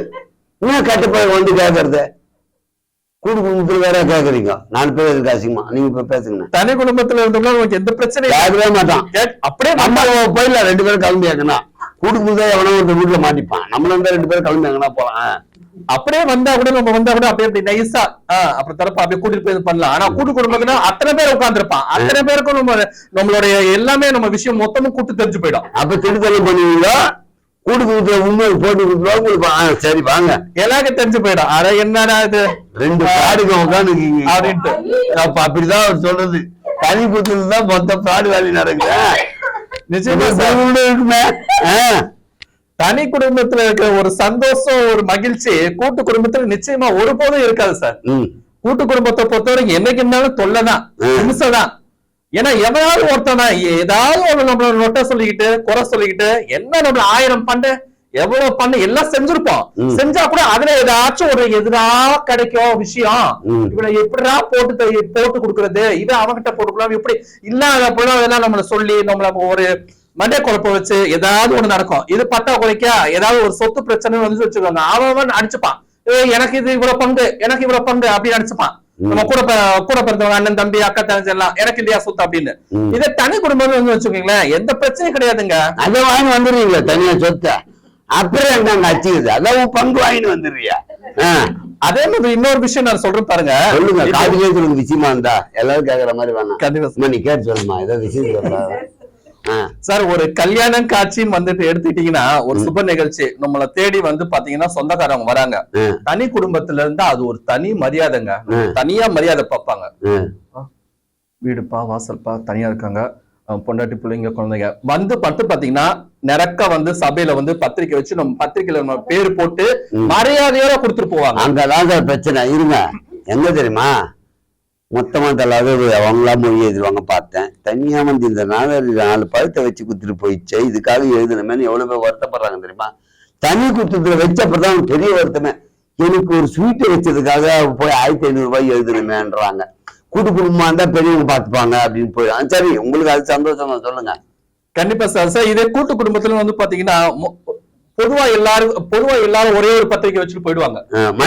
ஆமா, மரியாதை கிடையாது. தனிப்பட்ட முறையில கொடுப்பா மரியாதை கிடையாது. நம்ம அக்கா இருப்பாங்க, அக்கா தம்பி இருப்பான், அவனுக்கு கல்யாணம் இருக்கும், எல்லாருக்கும் இருப்பான். பொது ஒருத்தமா நம்ம வீட்டுல ஆள் இருந்தாலும் சரி, இல்ல ஆள் இல்ல வெளியே போயிருந்தாலும் சரி, அவங்க கடமையை அவங்க வந்து செஞ்சுட்டு போயிடுவாங்க. அப்படியும் யாரும் இல்லையா பெரியவங்க கையில கொடுத்துட்டு எல்லாரும் இத்தனை தேதி கல்யாணம் வச்சிருக்கோம்ப்பா என் பிள்ளைக்கு, நீங்க எல்லாரும் வந்துருங்க குடும்பத்தோட சொல்லிட்டு போயிடுவாங்க. அதுதானே அருமையான விஷயம். உண்மையிலேயே தனியா வந்து நம்ம கிட்ட இன்விடேஷன் வச்சான்னா உனக்கு சிவலோகத்திலேயே யமலோகத்திலேயே தனியா எழுதுவாங்க. உனக்கு மரியாதை தனியா கிடைச்சதுன்னு நமக்கான ஒரு இடம் ஒதுக்குவாங்க. கூட்டு குடும்பத்துல அது கிடையாது. மொத்தத்துல கும்பல கோயில் தானே வச்சுட்டு போயிடுவாங்க. இது ஒரு மரியாதை இருக்க, பெரிய மரியாதைங்க. தனியா நோட்டீஸ் வைக்கிறது, அண்ணனை எப்ப பார்த்தாலும் தனியா போய் நோட்டீஸ் வைங்க. புரியுதுங்களா? உங்க ஃபேமிலியில யார் இருந்தாலும் நோட்டீஸ் வைக்க போகாதீங்க. சொல்லுங்கண்ணா. கண்டிப்பா சார். அதே போல வந்து பாத்தீங்கன்னா இப்படிதான் சார். இப்போ தனி குடும்பத்துல நம்ம எந்த ஒரு இது வந்தாலும் நம்ம சுதந்திரமா இருக்கலாம். ஆனா கூட்டு குடும்பத்துல அப்ப இருக்க முடியாது. இன்னொரு விஷயம் பாத்தீங்கன்னா அது மட்டும் இப்ப கல்யாணம், இப்ப ஏதாவது ஒரு பண்டிகை நிகழ்ச்சி, ஒரு சந்தோஷம், ஒரு கல்யாணம் காட்சி அப்படின்னு வந்தீங்கன்னா மொத்த பேருக்கு எடுக்க வேண்டியது இருக்கும். ஒருத்தர் நம்ம தனி குடும்பத்துல இருந்தா நம்ம முன்னாடி குழந்தைங்களுக்கு மட்டும் எடுத்தா முடிஞ்சு போச்சு. வர சம்பாத்தியத்துல வச்சா எடுத்து தங்கமான மனுஷன். ஒரு நிமிஷம், தங்கமான மனுஷங்க 7 பேர் வீட்டுல இருந்தாலும் இவர் ஒருத்தர் தான் 7 பேருக்கு எடுத்து கொடுப்பாரு. அந்த வீட்டுல எவனுமே செலவு பண்ண மாட்டான். கூட்டு குடும்பத்துல அவர் சொல்றது அவருக்கு மட்டும் செலவு பண்ணிக்கிறாராம். ஏன்னா கூட்டு குடும்பத்துல எல்லாமே பணம் கொடுப்பாங்க, எல்லாரும் சேர்ந்து தான் எடுப்பாங்க. இருந்தாலும் பரவாயில்ல, அவரே செலவு பண்ற பெரிய தாராள மனசு இருக்கு. சொல்லுங்கண்ணா. சார் அப்படியே நீங்க அப்படி இருந்தா கூட சார் எப்படினாலும் ஏதாவது ஒரு வகையில பிரச்சனை வந்துட்டு தான் சார் இருக்கும். அதாவது பாத்தீங்கன்னா இப்ப நம்ம குழந்தைங்க ஆசைப்படுறாங்கன்னு வச்சு நம்ம குழந்தைங்களுக்கு மட்டும் ஏதாவது வாங்கி கொடுப்போம். பிரியப்பட்டு அதுங்க ஏதோ கேக்குதுன்னு சொல்லிட்டு அது வாங்கி கொடுப்போம். உடனே அவங்க தங்கச்சி பிள்ளைங்க, அவங்க தம்பி பிள்ளைங்க இருப்பாங்க. அவங்க தங்கச்சி நம்ம தங்கச்சி நம்ம அண்ணன் வீட்டுல இருப்பாங்க. அதுங்களுக்கு செய்வதற்கு மனசு வர மாட்டேன். நீங்க என்ன மாதிரி மனுஷன் தெரியல. அவர் சொல்லிப்பாரு, நம்ம குடும்பம் இருக்கும், என் குழந்தைக்கு செஞ்சுப்பேன், என் தங்கச்சி குழந்தைக்கு நான் செய்யுமானா அது எப்படிங்க? ஒரு ரத்த உறவு இல்ல, அதுக்கு செய்ய மாட்டேன்றாரு. என்னமோ போங்க. தனி குத்தத்துல சின்ன பின்ன சீரழிஞ்சு என்னமோ ஆயினுக்கு போங்க. நிச்சயமா சார். அப்படி இருக்கும் போது வந்து பாத்தீங்கன்னா இப்போ நம்ம தங்கச்சி குழந்தைங்க, நம்ம தம்பி பிள்ளைங்க, பசங்க யாராவது இருந்தாங்கன்னா பாரு போனாங்க வந்தாங்க, நம்மளுக்கு எல்லாம் ஒரு துணிமணி கூட எடுத்து கொடுக்கல. அவங்க மட்டும் நல்ல காஸ்ட்லி, பொண்டாட்டிக்கு மட்டும் நல்ல காஸ்ட்லியான புடவை எடுத்து கொடுக்குறான். பட்டு புடவை 30,000 20,000 இருக்கும். நம்மளுக்கு சாதாரண ஒரு 2,000 ரூபாய்க்கு புடவை எடுத்து கொடுத்துருக்கான். அப்படி இது மாதிரி பேச்செல்லாம் வரும், அடிப்படும். ஆனா கூட்டு குடும்பத்துல அதை தப்பிக்கலாம் தெரியுமா? ஒரு உண்மை, ஏமா உனக்கு 20,000 ரூபாய் எல்லாத்துக்கும் எடுக்கணும், பொண்டாட்டி போல வாங்க எனக்கும் எல்லாருக்கும் எடுக்கிற மாதிரி. அந்த இடத்துல செலவே கம்மியாகும் கூட்டு குடும்பத்துல. உண்மையிலேயே தனியா இருந்தாதான் ஏன் வச்சுக்கிதானே செய்யற, அது செய்யணும் துப்பு இல்லையா? 35,000 போய் எடுன்னு வாங்க. கூட்டு குடும்பம் போது ஏதாவது தரணும், ஏமாத்திட்டாவது வரலாம் ஒரு ஆண். ரைட்டு போங்க. இது போக வந்து பாத்தீங்கன்னா அது இது போகல. இந்த அம்மா ஏன்டா இந்த டீம்ல உட்காந்தேன்னு ரொம்ப நேரம் தெரியாம உட்காந்துட்டோமோ இந்த மாதிரி திணறு பாக்குறாங்க. எந்த அணி இல்ல. ஆனா நீங்க சொல்றதுதான் தெளிவான கருத்து. கடைசியில பேசுவோமா நம்ம? நீங்க சொல்லுங்கண்ணே. நிஜமா சார், அப்ப எனக்கு தெரிஞ்ச விஷயங்களை பத்தி சொல்லிட்டு இருக்கேன். நிறைய சொல்லுங்க. கண்டிப்பா சார். சார் அப்ப என்னை பொறுத்த வரைக்கும் எப்படின்னா, தனி குடும்பம் தான் என்னைக்குமே சிறந்தது. கூட்டு குடும்பம் சிறந்தது கிடையாது. அதுதான் கூட்டு குடும்பத்தினால என்னைக்குமே நம்மளுக்கு தொல்லை, பிரச்சனை, சங்கடங்கள் தான். அதனால எனக்கு நான் வாய்ப்பு கொடுத்து நான் எல்லாருக்கும் என்னுடைய நன்றியை தெரிவித்துக் கொண்டு நான் இத்துடன் என்னுடைய பேச்சுவார்த்தையிலே முடித்துக் கொள்கிறேன். நன்றி, வணக்கம். ஒரே பேச்சுவார்த்தை என் கூட நடத்தி இருந்தார். ஐநா சபையுடைய பேச்சுவார்த்தை என் கூட நடத்தி இருந்தார், பார்த்துருப்பீங்க நீங்க. அதனால பேச்சுவார்த்தையை முடித்துக் கொள்கிறேன். உச்சிமா நாடு பேச்சுவார்த்தை இது. அவர் நிறைய கருத்துக்கள் சொன்னாரு. நான் கிண்டலுக்கு அவரை மாத்தி சொன்னாலும் கூட அவர் சொல்ற சில விஷயங்கள் என்னன்னா, என் வருவாய்க்கேற்ப நான் செலவு செஞ்சு நான் கையேந்த வேண்டி இருக்கும். வெளியே கூட கையேந்துருவேன், உறவு கிட்ட கையேந்த வேண்டியது இல்லை அப்படின்றது தான் அவருடைய கருத்து. இப்போ என் குழந்தைக்கு வாங்கணும், என் தம்பி குழந்தைக்கு அவங்க வாங்குறாங்க, அண்ணன் குழந்தைக்கு அவங்க தான் கூட்டு குடும்பம் ஆனால் வாங்கிக்கிறாங்க வச்சுங்களேன். அது டிஃப்ரென்ஸ் வந்துருமா? இல்லை என் குழந்தைக்கு வாங்கி தர என்னால் முடியலன்னா நான் என் அண்ணனையோ தம்பியோ கையேந்தணும். அது உறவாக இருந்தாலும் கடனாக கேட்க வேண்டும் அல்லது பணமாக கேட்க வேண்டும். தனி குடும்பத்துல என்ன இருக்கோ அதை வச்சு நான் மகிழ்ச்சியாவே வாழ்ந்துப்பேன் இல்லையா? கூட்டு குடும்பத்துல அவங்கள பார்த்து அவங்க செய்யறாங்களே நான் செய்யணுமே. அந்த நிர்பந்தத்துக்குள் தள்ளப்படுகிறேன். அந்த நிர்பந்தத்துக்குள்ள நான் போக வேண்டி இருக்குன்ற ஒரு ஆழமான கருத்தை சொன்னாரு. இந்த எங்கடா அவர் சொன்னாரு, நீ அதனடா அதனமா இல்ல, அது அவர் சொன்னவுடைய சாராம்சம் அதுதான். உண்மையிலே ஒரு கூட்டு குடும்பத்துல இருக்கும் போது நமக்கு இது ஏற்படுகின்ற சில விஷயங்கள் போலியாக செஞ்சே ஆகணும் நீ. ஏன்னா அது கூட்டு குடும்பம்ன்றதுனால. தனியா இருக்கும் போது அப்படிலாம் கிடையாது. அந்த வகையில அவர் சொல்லக்கூடியது நியாயமான கருத்தாக இருக்கலாம். அப்படி அவர் சொல்றது நியாயம் அப்படின்னா இன்னொருத்தர் பேசுறதுக்கு இருக்கார், அவர் எழுப்பி அனுப்பிச்சிட முடியுமா? அங்க நல்லா அது பேசியிருக்காருங்க, கருத்து உங்க சைட் சரியா சொல்லிட்டாங்கன்ட்டு அவரும் பேசுவார். அவர் பல நல்ல கருத்துக்கள் சொல்லியிருந்தாலும் இல்ல மறுப்பதற்கு ஒருத்தர் இருக்கார். இவர் யார், இவர் எங்கிருந்து வரார் அப்படின்னு கேட்டீங்கன்னா ரொம்ப தெளிவா அழகா அவரே சொல்லுவார். எனக்கு சொல்லலை, அவங்க டீம்ல இருக்க இவங்களை கேட்டுக்கேன், நீ நடுவுற உட்காந்த அப்படின்னு என்ன சொல்லிட்டாங்க. நான் கேட்டு சொல்லுங்க மேடம் அப்படின்னா நீயே கேட்டுக்க பண்ணாங்க. ஆனா உங்க பேர் என்னென்ன? என் பேர் ரவி சார். உங்க பேர் ரவி, ஓகே. உங்க சொந்த ஊர்னா? சொந்த ஊர் சோளிங்கர். ரெண்டு பேரும் இப்ப இருக்கிறது சென்னையில திருமலவாயில இருக்கிற. சோளிங்கர் சொந்த ஊரானே? சரி, எவ்வளவு போகுது அங்க கிரவுண்டு? அங்க போகுது கிரவுண்ட் எல்லாம் சென்னை மட்டும் அங்கே ஆயிடுச்சு எல்லாம் கிரவுண்ட் ரேட்டு கேட்டேன். இப்போ தெளிவு இல்லாம பேசுறாரு, பாவம் குழப்பிட்டாருன்னு நினைக்கிறேன் அவர் பேசி. எவ்வளவு போகுது ஒரு கிரவுண்டு? ஒரு கிரவுண்ட் அங்க போகுது சார் இப்போ 25 லட்சம் 30 லட்சம் போகுது. 25 லட்சம் 30 லட்சம் போகுது. அப்ப சொந்த ஊர் அவருதுன்னா எவ்வளவு இடம் இருக்கும் பாத்துக்குங்க. பல கோடி ரூபாய்க்கு அதிபதி. இப்ப அவர் கூட்டு குடும்பமே மகிழ்ச்சி அப்படின்ற தலைப்புல பேச போறாரு. பேசுங்கண்ணே. இந்த வாய்ப்பு கொடுத்த உங்களுக்கும் இங்க இருக்கும் அனைவருக்கும் ஒரு நன்றி கூறி இது பண்றேன். இப்ப வர அவர் கூட்டு குடும்பத்துல தனிப்பட்ட குடும்பத்துல அவர் சுதந்திரம் அப்படின்னு சொல்றாரு இல்லப்பா. இப்ப கூட்டு குடும்பத்துல இருக்கிற ஒரு பக்கபலம், ஒரு சப்போர்ட் எல்லா வயலையுமே கூட்டு குடும்பத்தை வச்சு நம்ம எல்லாத்தையுமே சாதிக்கலாம் சார். எதையும் சாதிக்கலாம். கூட்டு குடும்பம்ன்றது எதையுமே சாதிக்கலாம். தனிப்பட்ட குடும்பம் தனியா இருக்கணும், தனியா வாழணும்னு ஆசைப்படுறது எதையும் சாதிக்கவே முடியாது.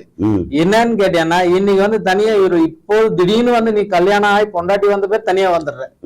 அப்போ அன்னைக்கு ஒரு தாய் வயத்துல இருந்து நீ வெளியே கருவுல இருந்து வெளியே வந்த பேரு உன்னை 10 மாசம் உன்னை எறும்பு கடிக்காம ஈ கடிக்காம உன்னை வளர்த்து 30 வயசான பேர் ஒரு கல்யாணம் பண்ணி ஒரு மருமகளை நீ உனக்கு பொண்டாட்டி மாமியாருக்கு மருமகா வேணும் அப்படின்னு ஒருத்தர் பொண்ணு வீட்டுக்கு கொண்டு வந்த பேர் அந்த பொண்ணு பேசி கேட்டு நீ வெளியே போயிடுற.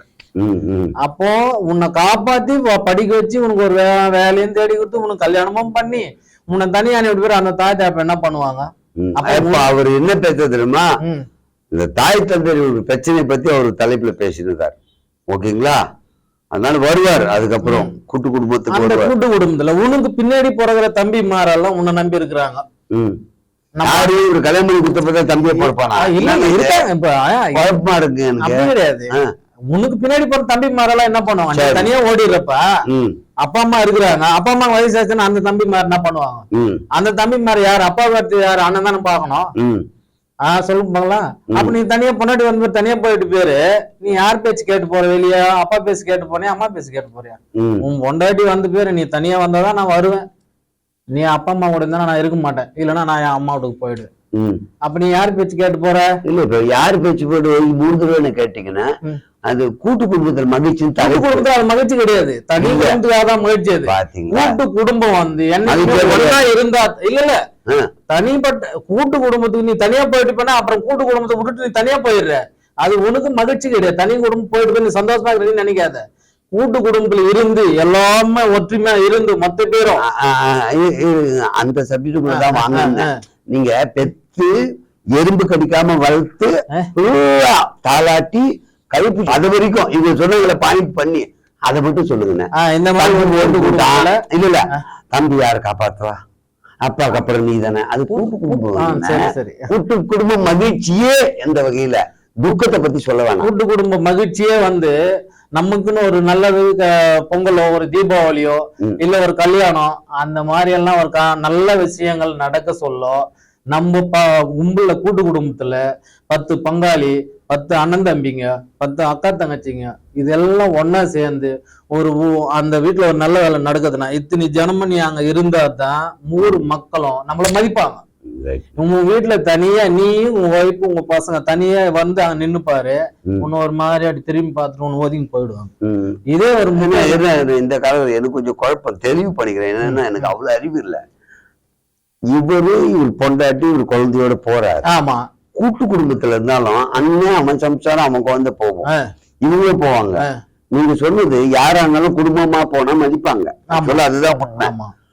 கூட்டு குடும்பத்துல யாரு அண்ணன் வந்துட்டானா, தம்பி வந்துட்டானா, இந்த தம்பி வந்துட்டானா, அக்கா வந்துட்டானா, வாங்க வாங்க நீ தனி புத்தமெல்லாம் அனுப்ப மாட்டாங்கண்ணா. அதுக்கு இதுக்கு சப்ஜெக்டுக்கு சம்மந்தம் இல்லை. ஒண்ணு இன்னொரு மாமா மச்சான் கூடி மாமா மச்சான்ல அந்த கூட்டு குடும்பம். கூட்டு குடும்பம் என்பது நான் என்னுடைய சகோதரனோடு இணைந்து வாழ்வது கூட்டு குடும்பம். மச்சானோடு, மாமாவோடு, சித்தப்பனோடு. நீங்க முதல்ல அதான் சப்ஜெக்ட் எடுத்தீங்க. சித்தப்பா பெரியப்பா எல்லாம் ஒரு கூட்டம். அது கூட்டு குடும்பம் அல்ல. அது என்னுடைய சமூகம், என்னுடைய உறவு. அதை பத்தி இங்க பேசல. நீங்க பேசும்போது ஏதாவது கேட்டீங்களா? இல்ல அவங்க போதுமா அவங்க பேசும்போது கேட்டீங்களா? கூட்டு குடும்பம் என்பது உன்னுடைய குடும்பம். என் மச்சான் குடும்பம் கூட்டு குடும்பம் கிடையாது. என்னுடைய மாமன் குடும்பம் கூட்டு குடும்பம் கிடையாது. என் குடும்பம், என்னுடைய அண்ணன், என்னுடைய தம்பி, நான். இதுதான் கூட்டு குடும்பம். அது ஓகே. இப்போ என் தங்கச்சி கல்யாணம் ஆகி நான் போன இடத்துல அவங்க வராங்கன்னா அப்ப அது ஒரு குடும்பம் தானே, என் ரத்தம் தானே அது. அப்ப அது எப்படி குடும்பம் இல்லைன்னு சொல்லிட முடியும்? குடும்பம் இல்லைன்னு சொல்ல ஒரு சரி. தங்கச்சி பக்கத்துலயே நம்ம இருங்க. நான் உங்க சப்ஜெக்டுக்கு வரேன். எனக்கு ஒரு அக்கா, ஒரு தங்கச்சி, ஒரு தம்பி, ஒரு அண்ணன், 4 பேர். சரியா? என்னோட சேர்த்து 5 பேரும் ஒன்னா இருப்போன்றீங்களா? இருக்கவே முடியாது. ஏன்? பொண்ணை கட்டி கொடுத்தா வேற ஏதாவது அனுப்பிச்சாகணும். அது கூட்டு குடும்பத்துல வராது. புரியுதா உங்களுக்கு? இப்போ தங்கச்சி அனுப்பிச்சிருப்பீங்க, அனுப்பிதான் ஆகணும். அதுக்காக தங்கச்சி உறவு வேணாம்னு சொல்ல. அது கூட்டு குடும்பம் அல்ல. நீங்க சப்ஜெக்டே புரியாம பேசிட்டு இருக்கீங்க. சொல்லுங்க. கூட்டு குடும்பம்னா என்ன? முதல்ல அது தெளிவு. கூட்டு குடும்பம்னா அது சொல்லுங்க. அண்ணன் தம்பி, நம்ம கூட பிறந்த அண்ணன் தம்பிங்க. சரி. நம்ம கூட பிறந்த சித்தப்பா பெரியப்பா, அது ரத்தம், நம்ம ரத்தம் தானே. அப்பா அது கூட்டு குடும்பம் உறவுன்னு. அது சித்தப்பா பெரியப்பா மாமன் மச்சான் உறவு. அவன் எல்லாம் கூட்டு குடும்பம். நம்ம வீட்டுல வச்சுப்போமா? மாமாவா என் வீட்டுல இரு, மச்சான் இல்ல. எனக்கு தெளிவுபடுங்க. உண்மையிலே பட்டிமன்றத்துல எனக்கு ஏன் பிபி ஏறுது எனக்கு குழப்பமா இருக்கு. இங்க உட்காந்து என்னடா அந்த ஆள் பேசுறா நீங்க கம்முன்னு கேக்குறீனோ? நான் கேக்குறேன் கூட்டு குடும்பம் முதல்ல உங்க டீம்ல கேட்டு புரிஞ்சுக்கலாம். கூட்டு குடும்பம்னா என்ன? ஒண்ணு நீங்க விளக்க சொல்லுங்க, இல்ல இந்த டீம்ல பேசுங்க. உங்ககிட்ட கேட்டு சொல்லுங்க. கூட்டு மாமா மச்சான் கூட்டு குடும்பமா? மாமா மச்சான் கூட்டு குடும்பம் கிடையாது. வீடியோ போட்டு காட்டுறேன். நீங்க சொன்னீங்க அண்ணன் தம்பி தான் சொன்னீங்க. கூட்டு குடும்பம் என்பது அண்ணன் தம்பி நான் இந்த உறவு, இதுல எங்கே மகிழ்ச்சி? அவ்வளவுதான் கேள்வி. புரியுதா? அதை பத்தி பேசுங்க. நம்ம அண்ணன் தம்பிங்க, நம்மளுக்குள்ள 4 பேர் அண்ணன் தம்பிங்கன்னா நம்ம 4 பேருமே ஒற்றுமையா இருந்து கடைசி வரைக்கும் தாய் தந்தைய நம்மள வளர்த்தாங்க அந்த அப்பா அம்மா, நம்ம அவங்கள பராமரிக்கணும். நம்ம குடும்பத்துல நம்ம பிள்ளைங்களுக்கு நம்ம அண்ணன் புள்ள தம்பி புள்ள எல்லாம் ஒன்னா இருக்கணும், சண்டை சாடி இல்லாம இருக்கணும். நாளைக்கு நம்ம புள்ளி ஒருத்தர் வயல அடிக்கிறாங்கன்னா அப்ப யார் போவான்? நீ தனிப்பட்ட குடும்பம் போயிட்ட. இப்போ இந்த 4 பேர் குடும்பத்துல ஒரு புள்ளி வயல மாட்டிக்க அடிக்கிறாங்கன்னா நம்ம ரத்தம் நம்ம அண்ணன் தம்பி தான் ஓடி அவனை பண்ணுவோம். ஆனா நீ தனிப்பட்ட ஆளை போய் வெளியே போய் இங்கிருந்து தனியா போயிட்ட குடும்பத்தை விட்டு உன் புள்ளி ஒருத்த மடிக்க அடிக்கிறான்னா நீ ஒரு ஆளை தான் அங்க மோதணும். ஒரு ரத்த பந்தம் போக மாட்டீங்களா? நம்மளுக்கு நம்ம போக மாட்டீங்களா? போகல. போவோம். அதுக்கு இதுக்கு சப்ஜெக்டுக்கு சம்பந்தம் இல்லைன்னு ஆனா நல்லா புரிஞ்சுக்குங்கண்ணே. என்னுடைய அண்ணனுடைய குழந்தை எங்க அடிபட்டாலும் நான் பார்த்தால் ஓடுவது என்னுடைய ரத்த பந்தம். அது மகிழ்ச்சியில வராதுன்னு. மகிழ்ச்சி என்னன்னு மட்டும் சொல்றதுண்ணே. நம்ம வெளியே போயிடுறோம். இப்ப நம்ம ஒரு குழந்தை நம்மளுக்கு கல்யாணம் ஒரு குழந்தை குட்டி பசங்க இருக்காங்க. இப்ப நம்ம அப்பா அம்மா தான் அவங்கள பாத்துக்கணும், வேற யாரும் கிடையாது. நம்ம வெளியே வேலைக்கு போயிட்டு வர வரைக்கும் யாரும் அவங்க பாதுகாப்புல இருக்குது. அவங்க ஒரு குழந்தை உடம்பு சரியில்லையோ இல்ல ஏதாவது ஒண்ணு ஆச்சோ சித்த வைத்தியம், அப்பெல்லாம் நாட்டு வைத்தியம் தான். அது இவங்க சொல்லிட்டாங்க. இல்ல நான் சொல்றேன் சார், அததான் நீங்க சொல்றீங்க, அததான் இவங்க சொன்னாங்க, அததான் நானும் 1/2 மணி நேரமா சொல்லியிருக்கேன். சொல்லுங்க. இந்த மகிழ்ச்சி தனிப்பட்ட குடும்பம் தனிப்பட்ட முறையில நம்ம தனியா போயிட்டு எல்லா சந்தோஷமும் இருக்கு. எனக்கு நான் தனியா என் பொண்டாட்டி இது வாங்கி கொடுக்குறேன், பிள்ளைக்கு இது வாங்கி தரேன் அப்படின்றதெல்லாம் சந்தோஷம் இல்லை சார். நம்ம ஒரு குடும்பம் ஒரு ஒற்றுமையா இருந்து ஒரு நல்ல பொங்கலோ தீபாவளியோ பண்டிகை எந்த நல்ல நாள் வந்தாலும் ஆளுக்கு 10 ரூபா போட்டு எத்தனை பேர் இருக்கிறோமோ நம்ம எல்லாருக்கும் ஒரு நல்லது பொழுது வாங்கி கொடுத்து சந்தோஷமா உக்காந்து நம்ம கொண்டாடுறது தான். அதில் தான் ஒரு குடும்பம், கூட்டு குடும்பம்ன்றது ஒரு சந்தோஷம். தனிப்பட்ட முறையில போய் நம்ம ஒரு கிலோ கறி வரைந்து நம்ம பொன்னாட்டி புள்ளியெல்லாம் சாப்பிட்டு நம்ம இருந்துட்டோம் அவங்க எப்படியா போட்டோன்ற அது சந்தோஷம் கிடையாது. ஒரு கோயில் திருவிழா நடக்குதுனாலும் நம்ம குடும்பத்துல ஒன்னா சேர்ந்து நம்ம ஒரு நல்லது பொருள் கடை வெட்டி கறியை செய்தோம் நம்ம குடும்பத்தோட உக்காந்து நீங்க பந்தி பராமரி இத்தனை பேர் இந்த ரவுண்ட்ல உட்காந்து சாப்பிட்டு பாருங்க, அந்த சந்தோஷம் எப்படி இருக்குதுன்னு பாருங்க. நீங்க தனியா போயிட்டு நீங்க தனிப்பட்ட முறையில போய் செய்து சாப்பிட்டு பாருங்க, அந்த சந்தோஷம் எப்படி இருக்குது. என்னைக்குமே இந்த சந்தோஷம் உங்களுக்கு லைஃப்ல கிடைக்காது. இந்த சந்தோஷம் ஒன்னா கூட்டு குடும்பத்துல இருக்கிற சந்தோஷம். தனிப்பட்ட முறையில நான் தனியா தான் வாழ்வேன், நான் தனியா தான் இருப்பேன், நான் கடைசி வரைக்கும் என் பொன்னாட்டி புள்ளி தனியா தான் வச்சுன்னு இருப்பேன், யாரும் அண்ணன் வானா தம்பி வானா அப்பா வானா அம்மா வானான்றவங்கலாம் இந்த லைஃப் கடைசி வரைக்கும். ஆனா உன் வாழ்க்கை சந்தோஷமா இருக்க மாட்டேன், ஆனா வெளியே வந்தானா சந்தோஷமா இருக்கிற மாதிரி காட்டுவேன். நம்ம கூட்டு குடும்பத்துல கூழு குடிச்சவளும் கஞ்சி குடிச்சவளும் இத்தனை பேர் சந்தில நம்ம வெளியே வந்து நின்னாவே ஒரு சண்டை சாடினா கூட பங்காளிங்க நம்மளை நின்று பார்த்து எதிர்த்து பேச பயப்படுவாங்க. அந்த மாதிரி என்னைக்குமே கூட்டு குடும்பம் தான் சிறந்தது. ஆனா தனி குடும்பம் சிறந்தது. தனி குடும்பம்ன்றது இன்னைக்கு என்னைக்கு இருந்தாலும் உனக்கு ஒரு நாள் இல்லைன்னா ஒரு நாள் யோசிப்பேன், ஐயோ அன்னைக்கு நம்ம அண்ணன் தம்பிங்க கூட இல்லாம போயிட்டோம், அப்பா அம்மா கூட இல்லாம போயிட்டோம், நம்ம அப்பா அம்மாவும் நம்மளை ஒதுக்கிட்டு வந்துட்டோம், அண்ணன் தம்பிகளும் ஒதுக்கிட்டு வந்துட்டோம். இன்னைக்கு யார் காலில் போயிரு அந்த நேரத்துல உனக்கு ஏதாவது ஒரு நடந்து இருந்தா அந்த நேரத்துல நீ யோசிப்ப. இன்னைக்கு அண்ணன் தான் நம்மளுக்கு தாங்கிருப்பான், அப்பா தான் பார்த்துருப்பாங்க, அம்மா தான் பார்த்துருப்பாங்க. நீ தனிப்பட்ட முறையில் போயிட்டு பேரு அப்பாவும் பாசக்க யோசிப்போம். அன்னைக்கு அப்பாவை விட்டுட்டு நீ போயிட்ட, எல்லாரையும் விட்டுட்டு போயிட்ட, உன் சந்தோஷம் நீ பார்த்துக்கோ, எங்க சந்தோஷம் நாங்க பார்த்துக்கிறோம் அப்படின்னு நீ யோசிப்பேன். என்னைக்கு இருந்தாலும் இந்த குடும்பத்துல ஒரு நல்ல நாள் தீ நாள் எந்த ஒரு சண்டை சாட்சி எது வந்தாலும் சரி கடைசி வரைக்கும் இன்னைக்கு தனிப்பட்ட கூட்டு குடும்பத்துல இருந்து சாதிக்கிறது ரொம்ப ரொம்ப சிறந்தது. தனி குடும்பம்ன்றது எனக்கு பிடிக்கல, இந்த கூட்டு குடும்பம் தான் ரொம்ப பிடிக்கும். ஓகே, நன்றிதான். இப்போ நீங்க உங்க சப்ஜெக்டை விட தனி குடும்பத்தில் சந்தோஷம் இல்லைன்றது தான் நிறைய பேசுறீங்க. நான் என்ன சொல்றேன், என்னுடைய பெருமை என்னன்னு நான் சொல்ல போற இடத்துல போயிட்டு அவன் அயோக்கியன் இவன் பொறுக்கி இவன் ரவுடின்னு சொல்றதுல அர்த்தம் இல்லை. நான் சிறந்தவன் சொல்ல போறேன். அதனால உங்க டீமுக்கு வலு சேர்க்கணும்னா இதெல்லாம் சிறந்தது சொல்லணுமே தவிர தனி குத்தத்துல பாருங்க அவன் அது அவசரப்படுறான், தனி குத்தத்துல பாருங்க இது தேவையில்லை. என்னை பொறுத்த வரைக்கும் நீங்க உங்களுக்கு வலு சேர்க்கறதுக்கு என்னெல்லாம் இருக்குன்னா அதை சொல்லல. நீங்க அவங்களுக்கு என்னெல்லாம் வீக்கா இருக்கு அதை சொல்லிட்டு இருக்கீங்க. அது இல்லை. அவங்க பாருங்க தனியா போய் கஷ்டப்படுவோம், அது பாருங்க தனியா இது அவங்க பாருங்க அது இல்லைன்னு. நான் கூட்டு குடும்பம் இருப்பதால் நான் இவ்வளவு மகிழ்ச்சி அடைக்கிறேன். நான் எப்படி கூட்டு குடும்பத்துல சந்தோஷமா இருக்கேன் இது வெளியே சொன்னாதான் பாக்குறவங்களுக்கு கூட்டு குடும்பத்துல இவ்வளவு சந்தோஷம் இருக்கா. அவங்கள குறை சொல்றதுக்கு நீங்க உட்கார்ல உங்களுடைய முழுமையை சொல்லிவிட்டு எதுக்கு சொல்லலாம். என்கிட்ட சப்ஜெக்டே இல்லைப்பா, அதனால அவங்கள குறை சொல்லி விரல காட்டுறதுல பிரயோஜனம் இல்லை எனக்கு தெரிஞ்ச வரைக்கும். இவங்க எல்லாருமே பேசியிருக்கீங்க.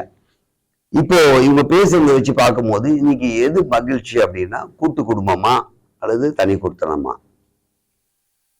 ரெண்டு இடத்துலயுமே மகிழ்ச்சி இருக்கு, ரெண்டு இடத்துலயுமே பிரச்சனை இருக்கு.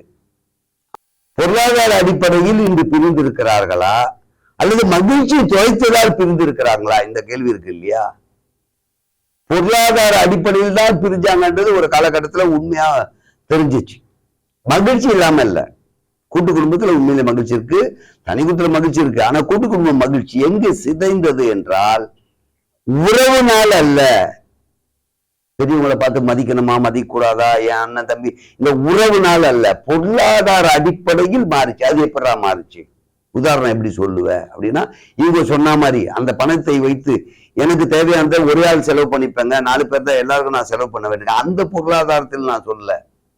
இந்த பொருளாதாரம் எங்க அடிப்படையா பிரச்சனையா வருதுன்னா, ஒரு வீடு வாடகை எடுக்க போனா அங்கேயே நம்ம காலி. நானும் என் பொண்டாட்டி என் குழந்தை எங்க அம்மா அப்பா, வீடு இல்லை சார் வெளியே போன்றோம். நல்லா யோசிச்சு பாருங்க சார். நீங்க 2 குழந்தை, ஓகே சார், அதுக்கு மேல ஒருத்தர் இருந்தாலும் அளவுடு இல்லை. இந்த கூட்டு குடும்பம் எங்கே பிரிந்தது? எல்லாருக்கும் சொந்த வீடு இல்லை, வாடகை வீட்டுக்கு தான் போனோம். இன்னைக்கு வாடகை வீட்டுக்கு போனா கூட்டு குடும்பத்துக்கு அளவே பண்ண மாட்டாங்க. அப்புறம் இப்படி கூட்டு குடும்பம் இருக்கும். கூட்டு குடும்பம் மகிழ்ச்சி இல்லாதால் பிரிந்தார்கள் என்று உங்களுக்கு தோணினால் அது உண்மையே கிடையாது.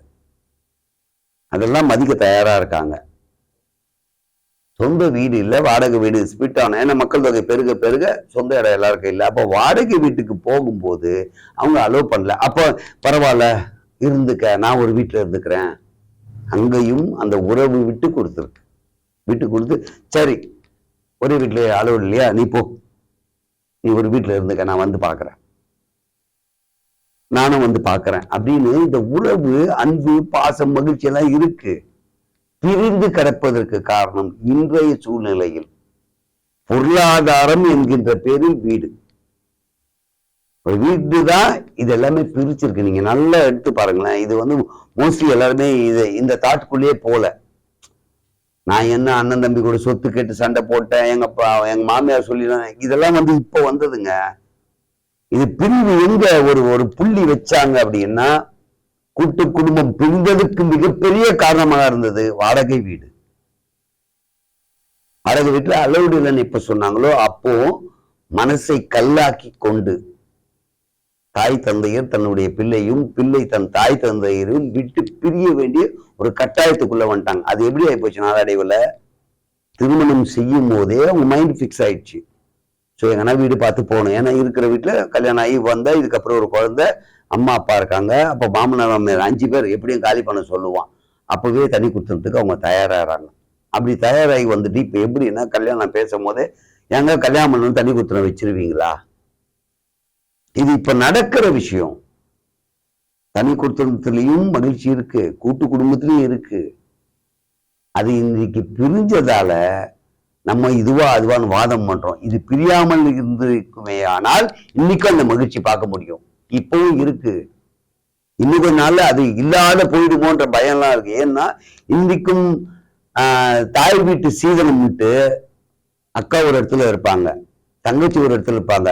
தீபாவளிக்கு எடுத்து போய் கொடுக்குறாங்க, நோன்பு அப்போ கொண்டு போய் கொடுக்குறோம். ஏன் கொடுக்கணும்? அந்த உறவு நீடிக்கணும்ன்ற எண்ணம் எல்லாம் இருக்கு. வந்து தாய் தந்தையை பார்க்கின்ற பிள்ளைகளும் இருக்கிறார்கள்.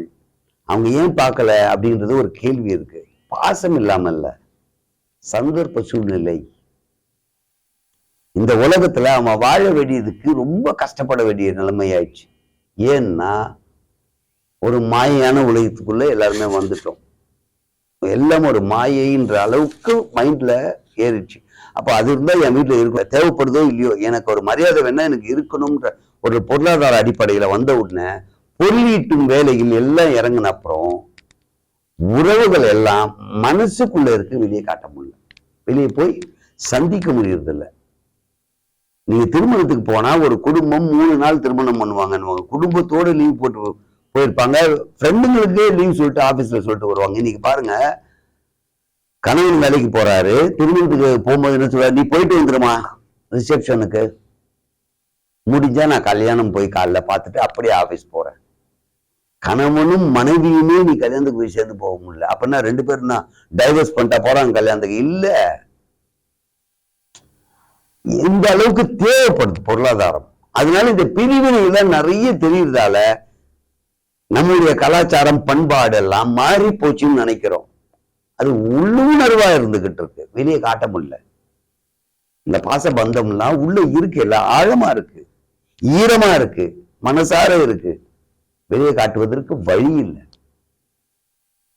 திருமணத்துக்கு போகும்போது நிறைய விஷயங்கள் பார்ப்பாங்க, நீங்க பார்த்திருக்கலாம். வந்தாங்கன்னா தாவணி கட்டிய ஒரு பெண்ணோ அல்லது ஒரு ஆணோ அவங்க துள்ளி குதித்து விளையாடினா அது யாருடைய பொண்ணு? கல்யாண வயசுல ரெடியா இருக்கு.